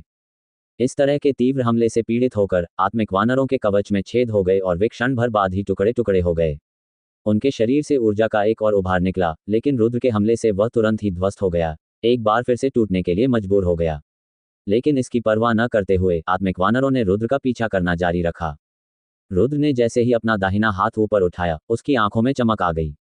जैसे ही रुद्र ने तलवार आत्माओं के लिए मूल ऊर्जा का उपयोग करना शुरू किया, शुद्ध तलवार क्यूई का एक एकल ब्लेड बनना शुरू हो गया। हालांकि उसके सामान्य हमले कक्षा 6 के जादुई जानवरों को घायल करने में सक्षम थे, लेकिन वे उन्हें मार डालने में असमर्थ थे। यदि वह कक्षा 6 के जादुई जानवरों को बुरी तरह से घायल करना चाहता था, तो उसे तलवार आत्माओं का उपयोग करना होगा। नीले और बैंगनी रंग की तलवार आत्माओं की मूल ऊर्जा का उपयोग करते हुए, यहां तक कि कक्षा 6 के आत्मा वानर भी रुद्र की शक्ति को महसूस करने में सक्षम थे। भागने के बजाय वे समान रूप से गंभीर भाव के साथ उसकी ओर बढ़ते रहे। उनकी मुट्ठियां हवा में उड़ने लगी, जिससे उनके चारों ओर का स्थान ऊर्जा से विकृत होने लगा। अब तक रुद्र की दोनों आंखें 2 अलग अलग रंगों से पूरी तरह जगमगा चुकी थीं। बाईं आंख बैंगनी थी और दूसरी नीली। ऐसा दृश्य विशेष रूप से भयावह था और ऐसा लग रहा था कि वह छद्मवेश में एक राक्षस है। मूल ऊर्जा रुद्र के हाथ में प्रकाश की किरण की तरह थी, जो उसके चारों ओर आकाश में तलवार क्यूई की तीव्र मात्रा को निकालती रही। कुछ ही क्षणों में ऐसा लगा मानो पूरा क्षेत्र ही इसके प्रभाव में आ गया हो। नीले और बैंगनी रंग की रोशनी के बाद तलवार आत्माओं से उत्पन्न मूल ऊर्जा ने पूरे क्षेत्र को एक शानदार रोशनी से रंग दिया, क्योंकि यह आत्मा वानरों पर वार कर रही थी। कच 5 अलग अलग दरारें सुनी जा सकती थीं, क्योंकि 5 आत्मा वानरों की मुट्ठियों के चारों ओर की ऊर्जा टूट गई थी। तलवार आत्माओं से निकलने वाली एक तीखी रोशनी के बाद प्रत्येक मुट्ठी पर एक घाव देखा जा सकता था। घाव इतना गहरा था कि वह हड्डी को पार कर गया और ऐसा लगा जैसे उनका हाथ लगभग 2 टुकड़ों में कट गया हो। जी तीव्र दर्द के कारण सभी वानर चीखने लगे तथा अपने लगभग 2 भागों में बंटे हाथों को देखते हुए दांत पीसने लगे। हालांकि डरने की बजाय उनका जन्मजात उन्मत्त स्वभाव उभरने लगा, जिससे उनकी आंखों में भयंकर चमक बढ़ने लगी और वे खतरनाक तरीके से रुद्र को घूरने लगे। झिझिझिझिझी उनमें से एक आत्मा वानरों ने जोर जोर से चिल्लाना शुरू कर दिया और उस भाषा में चिल्लाने लगा जो केवल आत्मा वानरों को ही संवाद करने के लिए आती थी। पहले आत्मिक वानर की बात सुनकर अन्य 4 वानर झिझकते हुए दिखे। हालांकि उन्होंने अपने दांत चबाए और पहले बंदर को घेर लिया। उनके हिलते शरीरों के कारण ऊर्जा बाहर निकलने लगी और सीधे पहले वानर पर जा गिरी। रुद्र इस विचित्र दृश्य को भ्रमित दृष्टि से देखता रहा। पांचों आत्मा वानरों के पास एक अजीब तकनीक थी, जिसके तहत 4 आत्मा वानरों को अपनी ऊर्जा बीच वाले वानरों तक पहुंचानी थी। यदि ऐसा होता रहा तो बीच में खड़े स्पिरिट एप में 5 क्लास 6 स्पिरिट एप्स की ताकत होगी। सत्ता के इतने मजबूत संकेंद्रण के साथ मध्यमार्ग कितना मजबूत होगा। रुद्र के मन में हत्या की मंशा की एक झलक देखी जा सकती थी। ऐसा कोई तरीका नहीं था जिससे वह आत्मिक वानरों को यह गतिविधि जारी रखने की अनुमति दे सके। यदि वे जो कुछ भी कर रहे थे वह पूरा हो गया तो उनका मुकाबला एक बहुत ही भयानक प्रतिद्वंद्वी से होगा, जो निश्चित रूप से परेशानी भरा साबित होगा। जैसे ही रुद्र कुछ भी होने से रोकने के लिए आत्मिक वानरों पर हमला करने वाला था, अचानक कहीं से एक बुजुर्ग की आवाज सुनाई दी। रुको, यह मेहमान का कैसा स्वागत है। बुद्धिमान आत्मा, प्रचुर आत्मा, स्वर्ण आत्मा, दयालु आत्मा, स्वच्छ आत्मा, जल्दी करो और अतिथि का उचित स्वागत करो, इधर उधर निष्क्रिय मत रहो। इस बुजुर्ग की आवाज में विस्मयकारी शक्ति समाहित थी। साथ ही रुद्र के लिए यह पता लगाना असंभव था कि यह आवाज कहां से आ रही है। यद्यपि अचानक आए आवाज ने रुद्र की आत्मा वानरों पर हमला करने की योजना को विफल कर दिया था, फिर भी रुद्र गंभीरता से अपने चारों ओर देख रहा था। अंततः जब उन्हें कुछ भी असामान्य नहीं दिखा तो उन्होंने अपनी सर्वव्यापकता का प्रयोग करते हुए उस क्षेत्र के चारों ओर देखना शुरू किया। लेकिन जब रुद्र की सर्वव्यापकता एक पर्वत शिखर पर पहुंची तो एक पारदर्शी अवरोध ने उसका मार्ग अवरुद्ध कर दिया, जिससे वह यह महसूस करने में असमर्थ हो गया कि उसके आगे क्या है। रुद्र के मन में पीछे हटने का विचार आते ही वह डर गया। इस तरह की बाधा खड़ी करने के लिए व्यक्ति को संसार के गहन रहस्यों को समझने में सक्षम होना होगा, अर्थात एक संत शासक या उसे उच्चतर होना होगा। इस अज्ञात सत्ता के लिए अवरोध उत्पन्न करने तथा अपनी आवाज को स्पष्ट रूप से न सुना पाने के लिए इस सत्ता का किसी संत शासक से कमजोर न होना आवश्यक है। यद्यपि तलवार आत्माओं से प्राप्त मूल ऊर्जा कक्षा 6 के जादुई जानवरों या स्वर्गीय संत मास्टर्स से निपटने के लिए पर्याप्त मजबूत थी, लेकिन ये संत शासक के खिलाफ पूरी तरह से बेकार थी। जब बुजुर्ग की आवाज गूंजी तो पांचों आत्मिक वानरों ने अपनी गतिविधियां बंद कर दी। हालांकि वे रुद्र को गुस्से से घूरते रहे जैसे कि वह उनका सबसे बड़ा दुश्मन था। रुद्र के चेहरे पर उलझन भरी झलक थी। वह नहीं जानता था कि उसे रुकना चाहिए या भाग जाना चाहिए, लेकिन यदि एक संत शासक वास्तव में उसका प्रतिद्वंद्वी बनना चाहता था तो भागना बेकार था। एकमात्र राहत की बात यह थी कि बुजुर्ग की आवाज में कोई शत्रुता नहीं थी, इसलिए रुद्र राहत की सांस ले सका। बुद्धिमान आत्मा, प्रचुर आत्मा, स्वर्ण आत्मा, दयालु आत्मा, स्वच्छ आत्मा, जल्दी करो और अतिथि का स्वागत करो, इधर उधर निष्क्रिय मत रहो। बुजुर्ग की आवाज एक बार फिर सुनी जा सकी, लेकिन यह पता नहीं चल सका कि वह कहां से आ रही थी। जी। पांचों आत्मिक वानरों ने एक पर्वत शिखर की ओर आदरपूर्वक झुककर इस आह्वान का प्रत्युत्तर दिया। फिर एक दूसरे की ओर देखते हुए उन्होंने अनिच्छापूर्वक रुद्र को संकेत किया। रुद्र ने एक शब्द भी नहीं कहा, बल्कि एक हल्की सी मुस्कान देकर सबसे ऊंचे पर्वत शिखर की ओर उड़ गया। उसके पीछे पीछे खूनी आत्मा वानरों का भी पीछा चल रहा था। वे दोनों अभी भी अपने दांत पीस रहे थे, मानो वे रुद्र के साथ अपनी दुश्मनी को भूले नहीं हों। कुछ ही देर में रुद्र सबसे ऊंची पर्वत चोटी पर पहुंच गया। इस शिखर पर एक ऐसा अवरोध था जो पूरे पर्वत शिखर को ढकता हुआ प्रतीत होता था। अचानक बिना किसी आवाज के अवरोध के अंदर एक छोटी सी दरार दिखाई दी। ये लगातार फैलता रहा और अंततः इतना बड़ा हो गया कि इसमें मनुष्य प्रवेश कर सके। मानव, अंदर आओ, मैं आपसे बात करना चाहता हूँ, आवाज एक बार फिर बोली। लेकिन इस बार रुद्र को यह आवाज पहाड़ की चोटी से आती हुई सुनाई दे रही थी। रुद्र एक क्षण के लिए झिझका, लेकिन वह अंदर उड़ता रहा। आत्मा वानरों ने भी उनका पीछा किया और आदरपूर्वक पर्वत शिखर की ओर झुकते रहे। रुद्र ने पर्वत शिखर पर एक विशाल गुफा को तुरंत देखा और गुफा के ऊपर मानव भाषा में लिखे कई शब्द देखे, वानर राजा की गुफा। रुद्र ने आत्मिक वानरों के साथ गुफा में प्रवेश किया। वानर राजा की गुफा में अच्छी रोशनी थी, इसलिए गुफा का एक भी क्षेत्र अछूता नहीं रहा। गुफा के बीच से गुजरने वाला मार्ग इतना विस्तृत था कि रुद्र को उस विस्तृत क्षेत्र से होकर 100 मीटर तक चलना पड़ा और अंततः वह पर्वत के गर्भ तक पहुंच गए। वहां बहुत सारे अनोखे पौधे थे जिनकी सुगंध बहुत मधुर थी। इन सुगंधों का चमत्कारी प्रभाव था जो किसी भी व्यक्ति को खुशी का एहसास कराने के साथ साथ क्रोध की भावना को भी दूर कर देता था। गुफा में विचित्र पौधों के अलावा फर्नीचर की भी साधारण व्यवस्था थी। केवल एक जेड मेज और बिस्तर ही दिखाई दे रहा था। दोनों की चमक से यह समझना कठिन नहीं था कि दोनों वस्तुएं बहुत महंगी थीं। जेड बिस्तर पर भूरे बालों वाला एक बुजुर्ग व्यक्ति पैरों को मोड़कर बैठा था। उसके चेहरे पर इतनी झुर्रियां थीं कि उसके चेहरे की विशेषताओं को पहचानना मुश्किल था। उसके पास एक सफेद पंखों वाला बाघ का बच्चा शांति से सो रहा था। कुछ दिन पहले सफेद बाघ की तुलना में सफेद बाघ का बच्चा पहले से काफी बड़ा था और अब उसकी लंबाई लगभग 1 मीटर थी। सफेद बाघ शावक को देखकर रुद्र के चेहरे पर अत्यधिक आश्चर्य का भाव था। जब उसे एहसास हुआ कि वह किस स्थिति में है, तो एक बार फिर दबाव की भावना महसूस हुई। पांचों आत्मा वानर तुरंत उस बुजुर्ग व्यक्ति के पास आए और आदरपूर्वक घुटनों के बल बैठ गए तथा स्पष्ट भाषा में बोलने लगे, जिसे रुद्र ने बंदर की भाषा समझा। पैरों पर पैर रखे बुजुर्ग ने शांत दृष्टि से पांचों आत्मिक वानरों को देखा। तुम सभी बहुत अनियंत्रित थे। हमारे सामने जो व्यक्ति है वह अतिथि है, आप उसका इस प्रकार स्वागत कैसे कर सकते हैं? जल्दी करो और माफी मांगो। झिझिझिझी। आत्मिक वानरों ने तुरंत असंतोष में चिल्लाना शुरू कर दिया, मानो वे स्वयं को सही ठहराने का प्रयास कर रहे हों। सभी मनुष्य हमारे शत्रु नहीं हैं। हमारे सामने जो है वह आत्मिक वानरों का मेहमान है। जल्दी करो और माफी मांगो। बुजुर्ग ने अंतिम स्वर में जोर देकर कहा। पांचों आत्मिक वानरों ने निराशा से अपना सिर झुका लिया और फिर अनिच्छा से रुद्र को पुकारने लगे। साथ ही उन्होंने अपने शरीर को झुकाकर उनसे क्षमा मांगी। अभी रुद्र केवल इतना ही बता सकता था कि उस आदमी के मन में उसके प्रति कोई शत्रुता नहीं थी। मुस्कुराते हुए उन्होंने अपने दोनों हाथ जोड़कर कहा, यह मेरी अपनी लापरवाही के कारण हुई गलतफहमी थी। अगर मेरी लापरवाही न होती तो ये घटना नहीं होती। मुझे भी माफी मांगने की इजाजत दीजिए। तुम पांचों जा सकते हो। बुजुर्ग ने आत्मिक वानरों से बात की। पांचों आत्मिक वानरों ने एक बार फिर उस बुजुर्ग की ओर झुककर प्रणाम किया और फिर गुफा से बाहर निकलते समय रुद्र को तीव्र आक्रोश भरी नजरों से देखा। जैसे ही आत्मा वानरों ने प्रस्थान किया, बुजुर्ग बिस्तर से उठे और मेज के किनारे बैठ गए। मानव, आओ बैठो। मैं धन्यवाद देता हूँ, वानर राजा। रुद्र ने अपने दोनों हाथों को एक साथ मिलाकर उसके सामने बैठ गया। एक गहरी नजर से बुजुर्ग ने प्रशंसा में आह भरने से पहले एक पल के लिए रुद्र को आंकना शुरू किया। यह कोई आश्चर्य की बात नहीं है कि रितिका तुम्हारी बहुत प्रशंसा करती है। आप बाकी लोगों से अलग दिखते हैं, यहाँ तक कि आपके हाथ खून से सने होने के बावजूद भी आप में धार्मिकता की भावना है। रितिका द्वारा अपने बच्चे को आपको सौंपना एक समझदारी भरा निर्णय है। रुद्र का दिल धड़क उठा। सीनियर, क्या आप रितिका को जानते हैं? बुजुर्ग मुस्कुराए। आप मुझे बंदर राजा कह सकते हैं। आप लोग जो नाम इस्तेमाल करते हैं, मैं उनका आदी नहीं हूं। हालांकि इसके बाद बुजुर्ग को बहुत दुख हुआ।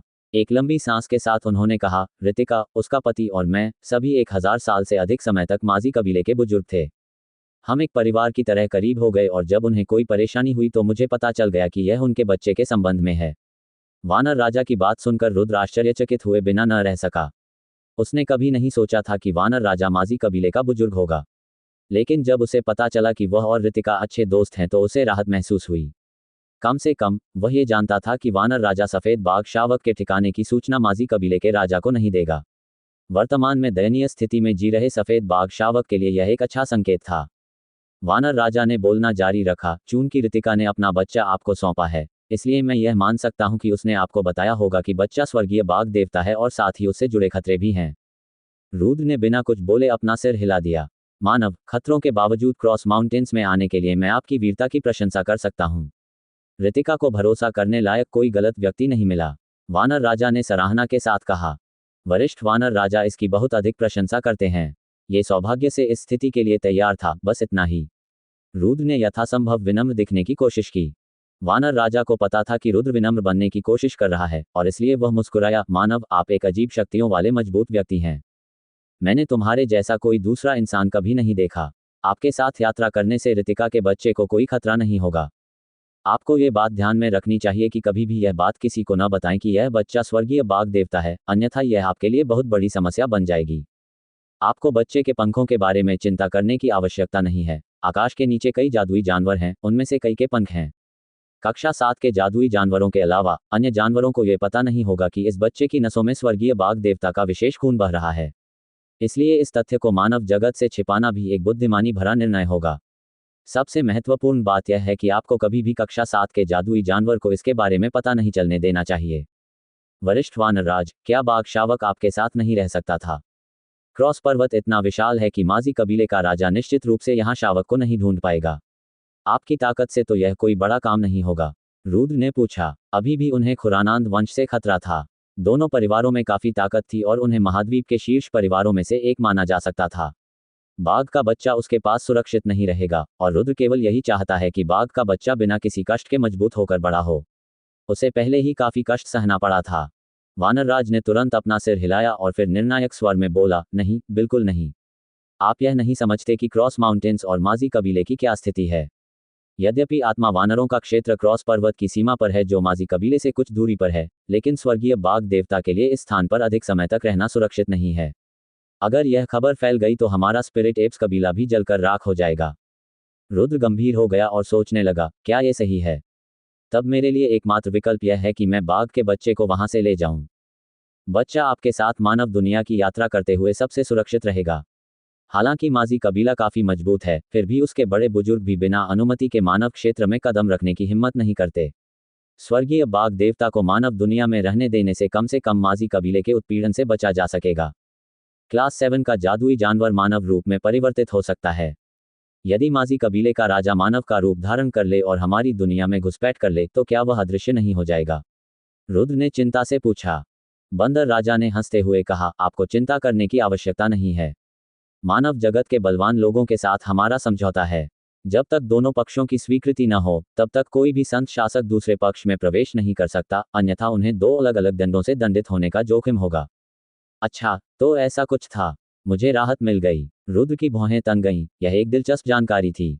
वानरराज ने मुस्कुराते हुए कहा, मानव, तुमने मुझे अभी तक अपना नाम नहीं बताया है। वरिष्ठ वानर राजा, मुझे रुद्र कहा जाता है। रुद्र ने आदरपूर्वक अपने दोनों हाथ जोड़ लिए। रुद्र, वानर राजा ने नाम का परीक्षण इस प्रकार किया मानो वह नाम को याद करने का प्रयास कर रहा हो, फिर उसने धीरे से अपना दाहिना हाथ आगे बढ़ाया।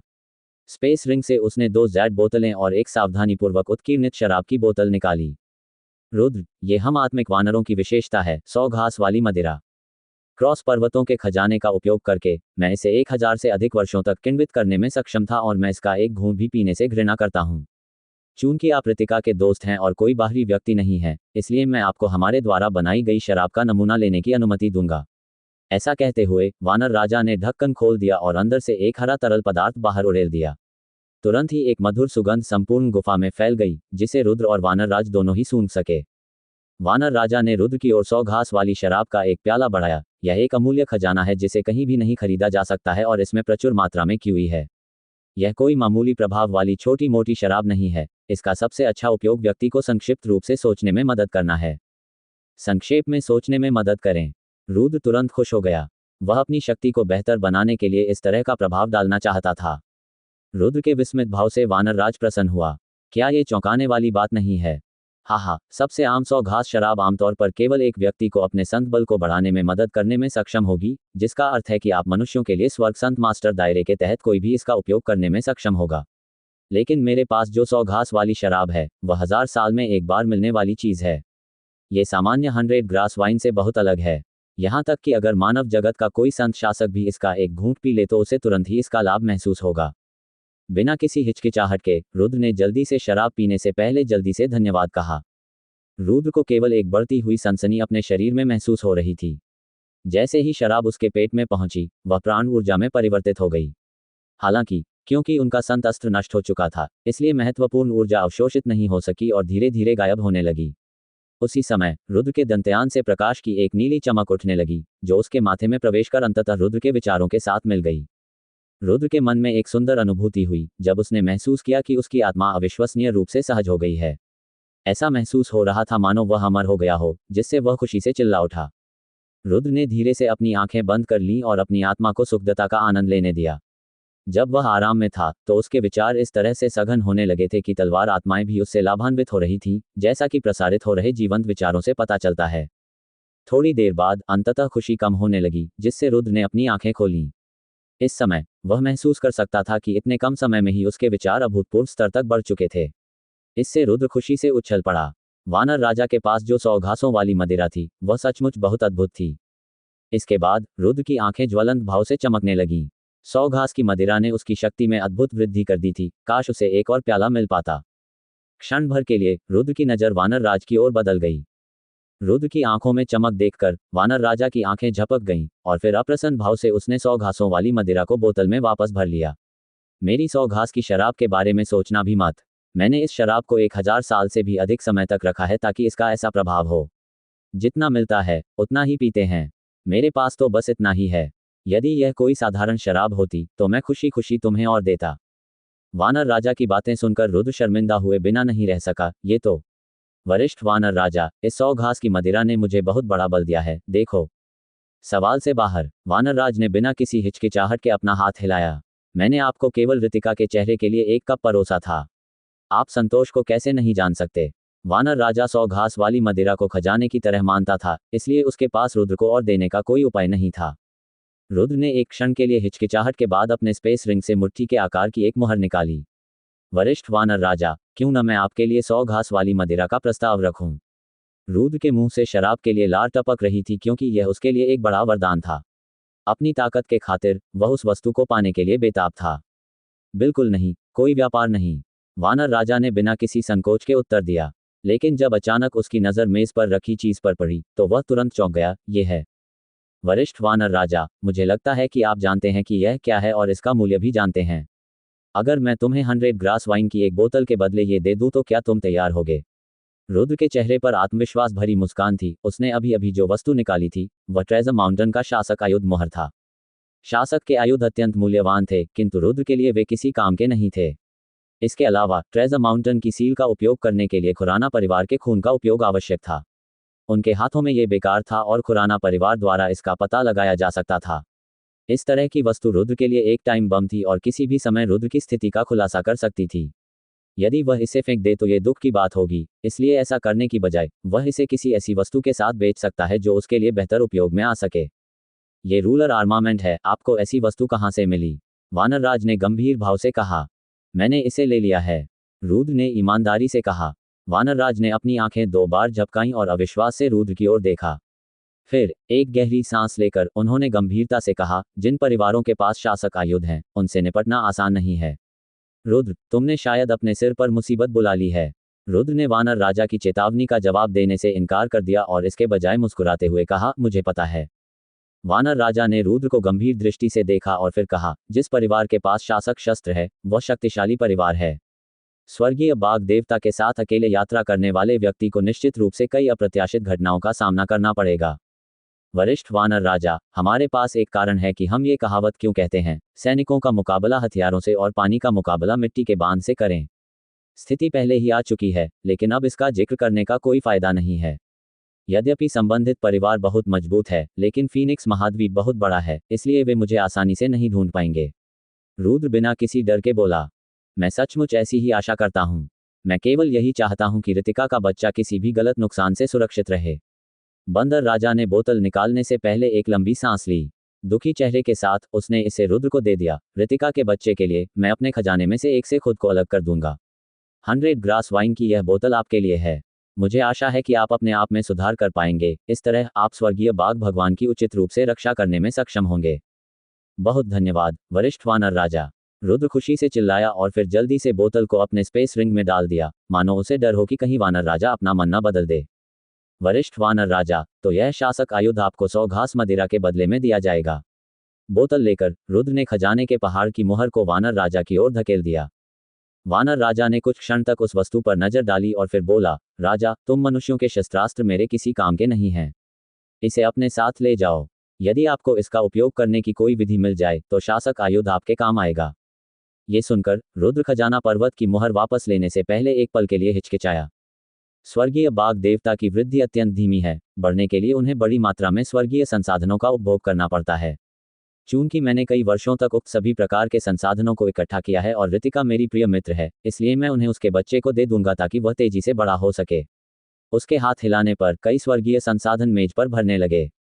1000 वर्ष पुराना ginseng, spirit mushroom, knotweed, dragon tongue grass, core plant, 100 वर्ष पुराना स्पिरिट रूट इत्यादि सभी प्रकार की सामग्रियां जो रुद्र ने पहले कभी नहीं देखी थी, मेज पर दिखाई दी।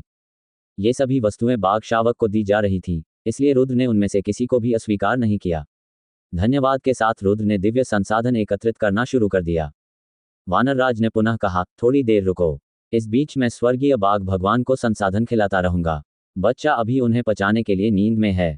हम बाद में देखेंगे कि क्या कोई बदलाव होता है। जब बच्चा जाग जाए तो तुम उसे लेकर चले जाना। इसके बाद वानरराज ने रुद्र की उपेक्षा की और अपने बिस्तर पर वापस बैठ गया। अपनी आंखें बंद करके वह शांत ध्यान नींद में सो गया। गुफा का पेट मौत जैसा शांत हो गया था। अपनी ऊब के कारण रुद्र गुफा में घूमते हुए वहां उग रहे विचित्र पौधों का अवलोकन करने लगा। 6 घंटे इंतजार करने के बाद बाघ शावक अंततः जाग गया। उसकी दोनों चमकीली आंखें फड़कने लगीं और तुरंत उसकी नजर रुद्र पर पड़ी जो कुछ ही दूरी पर खड़ा था। रुद्र को देखकर सफेद बाघ का बच्चा दंग रह गया। इसके बाद वह खुशी से चिल्लाने लगी और बिस्तर से उछलकर रुद्र की ओर बढ़ी। बाघ शावक की चीख सुनकर रुद्र का चेहरा खुशी से चमक उठा और फिर जब वह पलटा तो उसने देखा कि एक सफेद रोशनी की रेखा उसकी छाती की ओर आ रही है। बाघ शावक ने अपने दोनों हाथों से शावक को पकड़कर रुद्र के धड़ पर इतनी जोर से धक्का मारा कि रुद्र को कई कदम पीछे हटना पड़ा। मृर सफेद बाघ का बच्चा बहुत खुश था और रुद्र की छाती में गुर्राहट करता रहा तथा अपना सिर रुद्र की ठोड़ी पर रगड़ता रहा। उसकी जीभ बिना रुके रुद्र को चाट रही थी, जो उसके आनंद का स्पष्ट संकेत था। पिछले कुछ दिनों की घटनाओं के बाद सफेद बाघ रुद्र पर और अधिक मोहित होने लगा था। रुद्र बाघ शावक को देखकर मुस्कुराया। वह स्पष्ट रूप से बता सकता था कि जब उसने बाघ शावक को आखिरी बार देखा था तब से वह अधिक भारी तथा बड़ा हो गया था। शावक के चारों पंजे पहले से ही बहुत तीखे हो चुके थे और यहाँ तक कि उसके नुकीले दांत भी देखने में डरावने लग रहे थे। रुद्र, स्वर्गीय बाघ भगवान को ले लो और यह स्थान छोड़ दो। बच्चा यहाँ ज्यादा समय तक नहीं रह सकता। वानर राजा की आवाज सुनी जा सकती थी। अपनी आंखें खोलते हुए वह स्नेहपूर्ण भाव से सफेद बाघ की ओर मुस्कुराया। हाँ वरिष्ठ वानर राजा, अब ये चला जाएगा, अलविदा। रुद्र ने बाघ शावक को ले जाने से पहले वानर राजा से बात की। मृर, ऐसा प्रतीत हुआ कि सफेद बाघ शावक को यह एहसास हो गया था कि वे जा रहे हैं और उसने अपनी दोनों अनिच्छुक निगाहों से वानरों के राजा की ओर देखा और फिर विदाई में उसकी ओर पंजा हिलाया।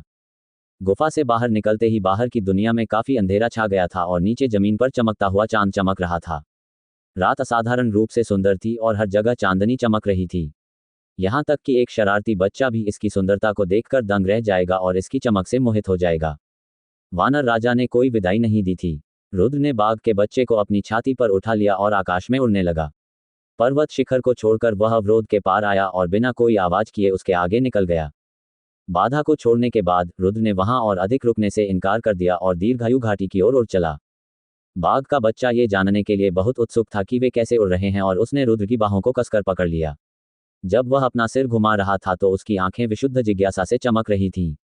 रुद्र की बाहों में आराम से बैठी वह अपने चेहरे पर एक मनमोहक भाव के साथ दृश्य का आनंद लेती रही। जब रुद्र दीर्घायु घाटी में वापस लौटा तब तक लगभग दिन हो चुका था। तब तक गांव में हलचल मच चुकी थी। रुद्र अभी गांव में वापस नहीं लौटा, बल्कि घाटी में उतर गया और बाघ के बच्चे को साथ लेकर बाकी रास्ता पैदल चला। अरे रुद्र, तुम अंततः वापस आ गए।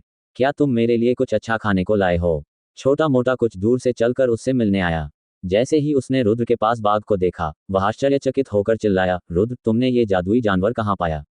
इसके पंख हैं, तो क्या इसका मतलब यह है कि जब ये बड़ा होगा तो उड़ सकेगा? रुद्र ने सिर हिलाया, ये जादुई जानवर मुझे जंगल में मिला था। तुम्हें क्या लगता है, क्या ये प्यारा है? रुद्र को वानरराज की बातें याद आ गईं और उसने बाघ शावक की पहचान बताने के लिए कुछ नहीं कहा। रुद्र और लिटिल फैटी गांव लौटते समय एक दूसरे के साथ हंसी मजाक करते रहे। रास्ते में कई गांव वालों ने रुद्र को अभिवादन करते हुए पुकारा। रुद्र की उड़ने की क्षमता के बारे में सभी को पहले से ही पता था। वह इतनी कम उम्र में ही स्वर्ग संत मास्टर बनने में सक्षम हो गया था और इस प्रकार उसने पूरे गांव का सम्मान अर्जित किया था।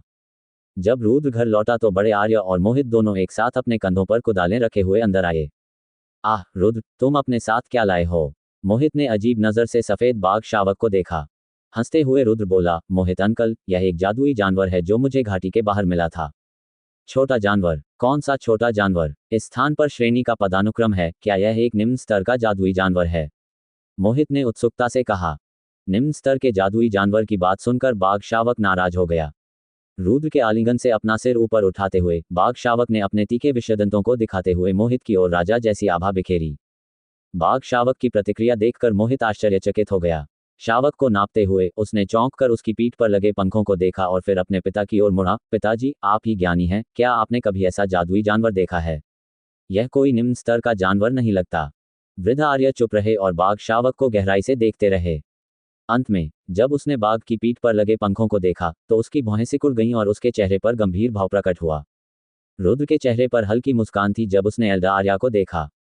उन्हें इस बात की चिंता नहीं थी कि बाघ शावक की पहचान एल्डा आर्या को पता है या नहीं, क्योंकि केवल कक्षा 7 का जादुई जानवर ही शावक की नसों में बहने वाली असली पहचान को जान सकता है। कोई भी मनुष्य इसकी वास्तविक पहचान नहीं जान सकेगा, क्योंकि प्राचीन काल से ही स्वर्गीय बाघ देवता को नहीं देखा गया था। यदि रुद्र ने इसका नाम भी लिया तो बहुत कम लोग इसके बारे में जानते होंगे। ऐसा इसलिए था क्योंकि यह बहुत लंबा समय हो चुका था, आखिरी बार इसे अभी के समय में देखा गया था। ये देखकर कि बड़े आर्य काफी देर से चुप थे, मोहित ने एक बार फिर चौंक कर पूछा, पिताजी, क्या ऐसा हो सकता है कि आप भी बाघ का इतिहास नहीं जानते? मोहित की परवाह न करते हुए बुजुर्ग सिकुड़ी हुई आंखों से बाघ के पंखों को देखता रहा। उस क्षण उसका शरीर कांपने लगा, मानो उसने अचानक किसी अविश्वसनीय बात के बारे में सोच लिया हो और वह सदमे से अभिभूत हो गया हो। बुजुर्ग की प्रतिक्रिया देखकर रुद्र का दिल धड़क उठा। मुझे मत बताओ कि उसे सब पता चल गया है। बड़े आर्य के चेहरे पर आश्चर्य का भाव था, क्योंकि उनकी नजरें रुद्र के हाथों में मौजूद बाघ पर टिकी थीं। वहां पूर्ण अविश्वास का भाव देखा जा सकता था। पिताजी, क्या हुआ? बुजुर्ग के चेहरे पर अचानक आए परिवर्तन को देखकर मोहित अवाक रह गया। ये पहली बार था जब उसने अपने पिता को ऐसी हालत में देखा था। बड़े आर्य मोहित की उपेक्षा करते रहे, क्योंकि उनकी आंखें और अधिक ठंडी होती जा रही थीं। रुद्र के हाथों में बाघ के बच्चे का और भी अधिक ध्यानपूर्वक विश्लेषण करते हुए उसकी आंखें ऐसे लग रही थी मानो वे बाघ के प्रत्येक भाग को स्पष्ट रूप से देख सकती हों। श्रीमान चून की बुजुर्ग की घूरती निगाहें थोड़ी डरावनी थीं और शावक अभी भी काफी छोटा था, इसलिए वह बुजुर्ग से भयभीत होने लगा था। शावक का छोटा शरीर रुद्र की बाहों में और गहराई तक धंसने की कोशिश कर रहा था, मानो वह डरकर अपने बड़े भाई से छिपने की कोशिश कर रहा हो। बड़े आर्य, आप क्या कर रहे हैं? रुद्र को घबराहट होने लगी थी। वह नहीं जानता था कि उस बुजुर्ग के कार्यों के बारे में क्या सोचे। क्या वह सचमुच बाघ की पहचान कर पाया था? वानर राजा ने उससे पहले ही कहा था कि किसी मनुष्य को स्वर्गीय बाघ देवता की असली पहचान नहीं पता होनी चाहिए। बड़े आर्य ने एक लंबी सांस छोड़ी, जिससे उसकी आंखों की ठंडी चमक कम होने लगी। एक पल में ही वह अपने मूल भाव पर वापस आ गया और एक छोटी सी जटिल नजर के साथ उसने रुद्र की ओर रुख किया। रुद्र, मुझसे ईमानदारी से बात करो। ये जादुई जानवर जो तुमने पाया, क्या ये सचमुच जंगल में पाया गया था? बड़े आर्य, क्या आप इस बाघ की पृष्ठभूमि के बारे में जानते हैं? रुद्र ने आश्चर्यचकित होकर बुजुर्ग की ओर देखा। बुजुर्ग ने एक बार फिर आह भरी और छोटे मोटे की ओर देखा। छोटे मोटे, जाओ और खेत जोत लो। हाँ दादाजी, फैटी ने रुद्र और सफेद बाघ दोनों को उत्सुकता भरी नजर से देखते हुए जवाब दिया। लेकिन अंत में वह अपने दादा के कहे अनुसार काम करने के लिए खेतों में चला गया। लिटिल फैटी के चले जाने के बाद एल्डर आर्य ने रुद्र और मोहित की ओर देखा। तुम दोनों मेरे पीछे आओ। पीछे मुड़कर बुजुर्ग घर के एक कमरे में चले गए। मोहित को महसूस हो गया कि स्थिति गंभीर हो गई है और उसने बाघ शावक की ओर एक गहरी नजर डाली और फिर घबराया हुआ अपने पिता के पीछे एक कमरे में चला गया। रुद्र ने बड़े भाई के पीछे जाने से पहले शावक के सिर को धीरे से सहलाया। यह एल्डर आर्या का निजी कमरा था। ये केवल 10 वर्ग मीटर का था और फर्नीचर को बहुत ही साधारण तरीके से व्यवस्थित किया गया था। कमरे में केवल एक बिस्तर और अलमारी थी तथा एक कोने में वस्तुओं का एक छोटा सा ढेर था। इसके अलावा और कुछ नहीं था। जैसे ही रुद्र कमरे में दाखिल हुआ, एक धुंधली लेकिन पारदर्शी दीवार ने पूरे कमरे को ढक लिया। बैरियर के अचानक सक्रिय होने पर मोहित चौंक गया। पिताजी, इसका क्या मतलब है? आपको अवरोध उत्पन्न करने के लिए इतना सतर्क क्यों होना पड़ा? जैसे ही रुद्र आगे बढ़ा, उसका चेहरा मृत्युतुल्य गंभीर हो गया। चाहे वह इस पर विश्वास करे या नहीं, एक बात तो निश्चित थी, एल्डर आर्या ने निश्चित रूप से स्वर्गीय बाघ देवता के पीछे की बात का पता लगा लिया था। बड़े आर्य ने एक बार फिर मोहित को नजरअंदाज किया और रुद्र को गहराई से देखा। रुद्र, सच बोलो, तुम्हें ये शावक कहाँ मिला? बड़े आर्य, क्या आप बाघ शावक की पहचान जानते हैं? रुद्र ने पुष्टि के लिए ध्यान से सुना। बुजुर्ग आर्य की नजर बाघ के बच्चे पर पड़ी और वे बोले, अगर मेरा अनुमान गलत नहीं है तो ये बच्चा स्वर्गीय बाघ देवता है जो प्राचीन काल में कई बार प्रकट हुआ है। रुद्र बुजुर्ग की पुष्टि से चौंक गया। यद्यपि उसने अनुमान लगाया था कि बुजुर्ग को पता था, लेकिन बुजुर्ग को व्यक्तिगत रूप से इसकी पुष्टि करते हुए सुनकर उसका दिल अनियमित रूप से धड़कने लगा। रुद्र, ऐसा लगता है कि आप जानते हैं कि स्वर्गीय बाघ भगवान क्या है। वृद्ध ने गंभीर दृष्टि से रुद्र की ओर देखा। ये सही है, मैं स्वर्गीय बाघ भगवान के बारे में जानता हूँ। अब जाकर रुद्र ने यह निर्णय लिया कि वह इसे नहीं छिपाएगा। इसके बाद उन्होंने रितिका और उन्हें जो जिम्मेदारी सौंपी गई थी उसके बारे में अपनी कहानी सुनानी शुरू की। रुद्र की कहानी सुनने के बाद बुजुर्ग शांत अवस्था में पहुंच गए, जो विचारों से भरी हुई थी। रुद्र ने बड़े भाई की विचार श्रृंखला को तोड़ने के डर से कोई आवाज नहीं की। मोहित कुछ दूरी पर खड़ा होकर रुद्र और उसके द्वारा उठाए गए बाघ शावक को देखकर पूरी तरह स्तब्ध रह गया। वह इस बात पर विश्वास नहीं कर पा रहा था कि शावक की अप्रत्याशित रूप से ऐसी रहस्यमय पृष्ठभूमि होगी जो उसकी कल्पना से भी परे होगी। थोड़ी देर बाद बुजुर्ग ने आखिरकार आह भरी, स्वर्गीय बाघ भगवान का प्रकट होना कुछ ऐसा है जो जादुई जानवर कुलों के लिए एक आशीर्वाद के रूप में आना चाहिए। यदि वे इस आशीर्वाद का दोहन करने में सक्षम हो जाते हैं तो वे अतीत के स्वर्गीय बाघ देवता पर दावा करने में सक्षम हो जाएंगे। उस स्थिति में जादुई पशु कुलों के पास मानव दुनिया के विरुद्ध अत्यधिक शक्ति होगी। रुद्र, तुम्हारा ये स्वर्गीय बाघ देवता हमारी मानव दुनिया के लिए विनाश ला सकता है। ये सुनकर रुद्र उस बुजुर्ग की बात से डर के मारे पीला पड़ गया। क्या वह भविष्य में किसी परेशानी से बचने के लिए बाघ शावक को यहीं खत्म करना चाहता था? ऐसा होना असंभव है एल्डर आर्या। ये बाघ शावक बहुत आज्ञाकारी है और वर्तमान परिस्थितियों को देखते हुए मुझे डर है कि यह अभी मानव जगत तक ही सीमित रहेगा। समय के साथ शावक मानव जगत के प्रति पक्षपाती हो जाएगा और उसका इस्तेमाल हमारे खिलाफ नहीं किया जाएगा। इसके अलावा शावक के पिता को माजी कबीले के राजा ने मार डाला था, जबकि मां गंभीर रूप से घायल हो गई थी। जब शावक बड़ा हो जाएगा तो वह मनुष्यों से नहीं बल्कि कबीले से बदला लेना चाहेगा। रुद्र ने जल्दी से समझाने की कोशिश की। यदि वृद्ध ने शावक को मारना चाहा तो रुद्र के पास उसे बचाने का कोई मौका नहीं होगा। बुजुर्ग ने विचारमग्न भाव से अपना सिर हिलाया। हाँ, तुम्हारी बातें सही हैं। भले ही स्वर्गीय बाघ देवता मानवता के लिए खतरा साबित न हो, फिर भी अगर वे आपके बगल से यात्रा करें तो यह एक आपदा होगी। बड़े आर्य ने रुद्र को एक और शब्द बोलने नहीं दिया और बोलना जारी रखा। ये स्थिति उतनी सरल नहीं है जितनी आप सोच रहे हैं।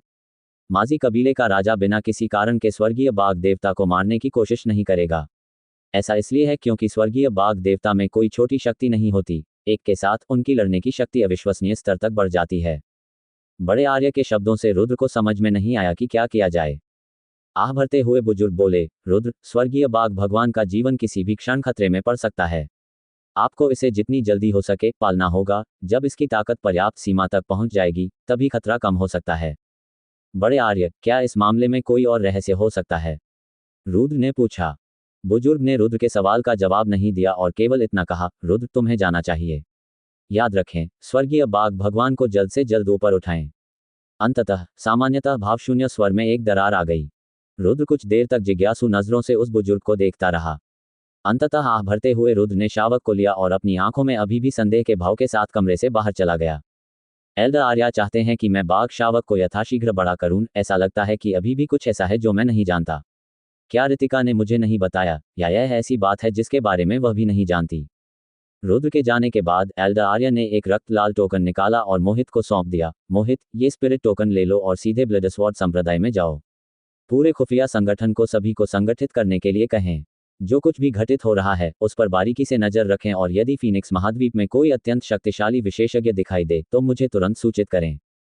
पिताजी, क्या आपने नहीं कहा था कि आप कभी भी ब्लडस्वॉर्ड संप्रदाय का उपयोग नहीं करेंगे? तुम क्यों हो? मोहित ने चौंक कर पूछा। स्थिति बहुत गंभीर हो गई है। कोई सवाल मत पूछो और मेरा टोकन सीधे ब्लडस्वॉर्ड संप्रदाय के पास ले जाओ। बड़े आर्य ने गंभीरता से हस्तक्षेप किया। उसके चेहरे पर उदासी छा गई थी और वह अब एक साधारण किसान जैसा नहीं लग रहा था। इस समय वह अपनी पूरी सेना को कमान सौंपने वाले एक वीर नायक की तरह लग रहे थे। हाँ, अब आपका बच्चा जाएगा। मोहित ने फिर कुछ नहीं कहा और टोकन लेकर उड़ गया। मोहित के चले जाने के बाद बुजुर्ग ने गहरी सांस ली और अपने बिस्तर पर चले गए। वे बहुत अधिक दुस्साहसी हो रहे हैं। यदि वे स्वर्ग के बाघ देवता को भी मारने का साहस कर सकते हैं। जब समय आएगा और स्वर्गीय बाघ शावक पूरी तरह से परिपक्व हो जाएगा तो उनका न्याय आएगा। लेकिन वे मानव जगत में घुसपैठ करने की कोशिश करेंगे ताकि उसे शीघ्र ही नष्ट कर सकें। भूल जाओ, इसका मुझसे कोई लेना देना नहीं है। अगर वे सचमुच आ गए तो कोई और परिवार इसकी रक्षा करने आ जाएगा। ... बुजुर्ग के कमरे से बाहर जाने के बाद रुद्र शावक को आराम करने के लिए अपने कमरे में ले गया। फिर उसने शावक को अपने बिस्तर पर लिटाकर उसके कान और सिर को सहलाना शुरू कर दिया। श्री र आरामदायक आनंद में अपनी आंखें बंद करते हुए बाघ शावक रुद्र की देखभाल से पूरी तरह संतुष्ट था। इस समय उसके हृदय में रुद्र के प्रति बहुत पक्षपात था। आज्ञाकारी बाघ शावक को देखते हुए रुद्र ने अपने अंतरिक्ष वलय के भीतर से कई हजार साल पुराने जिनसेन को बाहर निकाला। छोटे सफेद बाघ, इसे लो और खाओ, इस तरह से तुम जल्दी बड़े हो जाओगे। छोटे बाघ ने उत्सुकता से उसे दी गई वस्तु को सूंघा। मीठी सुगंध सूंघते ही उसकी आंखें बड़ी हो गईं। फिर वह खुशी से घुरघुराने लगा और भोजन को मुंह में लेकर उसका आनंद लेने लगा। 1000 वर्ष पुरानी जिनसेन के कई डंठल खाने के बाद बाघ शावक ने अंततः खाना खत्म कर दिया। एक बार फिर अपनी आंखें बंद करके वह बिस्तर पर सोने लगा। रुद्र को पता था कि शावक इस समय अपने भोजन से आध्यात्मिक क्यूई को अवशोषित करने की प्रक्रिया में था। बाघ को परेशान नहीं करना चाहता था, इसलिए रुद्र स्वयं बिस्तर पर चढ़ गया और वानर राजा द्वारा दी गई 100 घास वाली मदिरा पीने लगा। 1000 वर्ष पुरानी 100 घास वाली मदिरा व्यक्ति के मस्तिष्क को शांत करने में बहुत सहायक थी। जब रुद्र ने कुछ पी लिया तो उसने पूर्ण आनंद में अपनी आंखें बंद कर लीं, क्योंकि उसकी आत्मा उस सुखद अनुभूति का आनंद ले रही थी। अपने डानटियन से एक नीली रोशनी को अपने मन में उठते हुए महसूस करते हुए रुद्र को लगा कि अचानक उसका मन उत्साह से फट गया। यहाँ तक कि तलवार आत्माएं भी लाभ महसूस कर रही थीं। रुद्र की बुद्धि की शक्ति बढ़ने के साथ साथ उसकी सर्वव्यापकता की क्षमता भी तेजी से बढ़ रही थी। इस समय जब उसकी आत्मा में सुधार हो रहा था, रुद्र को ऐसा महसूस हो रहा था मानो उसका बपतिस्मा हो रहा हो और वह अमर बनने की ओर अग्रसर हो रहा हो। एक क्षण बाद रुद्र अपनी आरामदायक स्थिति से जागा और उसने स्वयं को पहले से कई गुना अधिक शक्तिशाली महसूस किया। रुद्र ने बिना देर किए बोतल पकड़ ली और उसे पीने लगा। इस बार रुद्र ने शराब की एक बड़ी मात्रा निगल ली और जल्दी ही उसका एक बड़ा हिस्सा खत्म कर दिया। आखिरी बूंद निगलने के तुरंत बाद वह एक बार फिर सुखद एहसास का आनंद लेने लगा। 2 घंटे बाद रुद्र ने अंततः बची हुई शराब पी ली। इस समय रुद्र की विचार क्षमता 1/3 बढ़ गई थी। उनकी सर्वव्यापकता ने अब उन्हें अपनी संवेदनाओं को कम से कम 13 किलोमीटर तक फैलाने की अनुमति दे दी। रुद्र अतुलनीय रूप से खुश था। रुद्र ने कभी यह विश्वास नहीं किया होगा कि इतने कम समय में इतनी बड़ी उपलब्धि हासिल की जा सकती है, जबकि उसकी ताकत बढ़ गई है और यहाँ तक कि उसका शरीर भी प्रभावित हो गया है। ये 100 घास वाली शराब सचमुच एक धन्य वस्तु है। रुद्र ने प्रशंसा में आह भरी और फिर बोतल और पी ली। एक क्षण में वानर राजा द्वारा दी गई शराब की बोतल में केवल थोड़ा सा हिस्सा ही बचा था। ध्यानपूर्वक इसका नमूना लेते हुए रुद्र ने अपनी आंखें बंद कर लीं और अपने मन को मजबूत करने लगा। 100 घास मदिरा के भीतर की महत्वपूर्ण ऊर्जा रुद्र के दानतियन के चारों ओर घूमती रही तथा शीघ्र ही विलुप्त हो गई।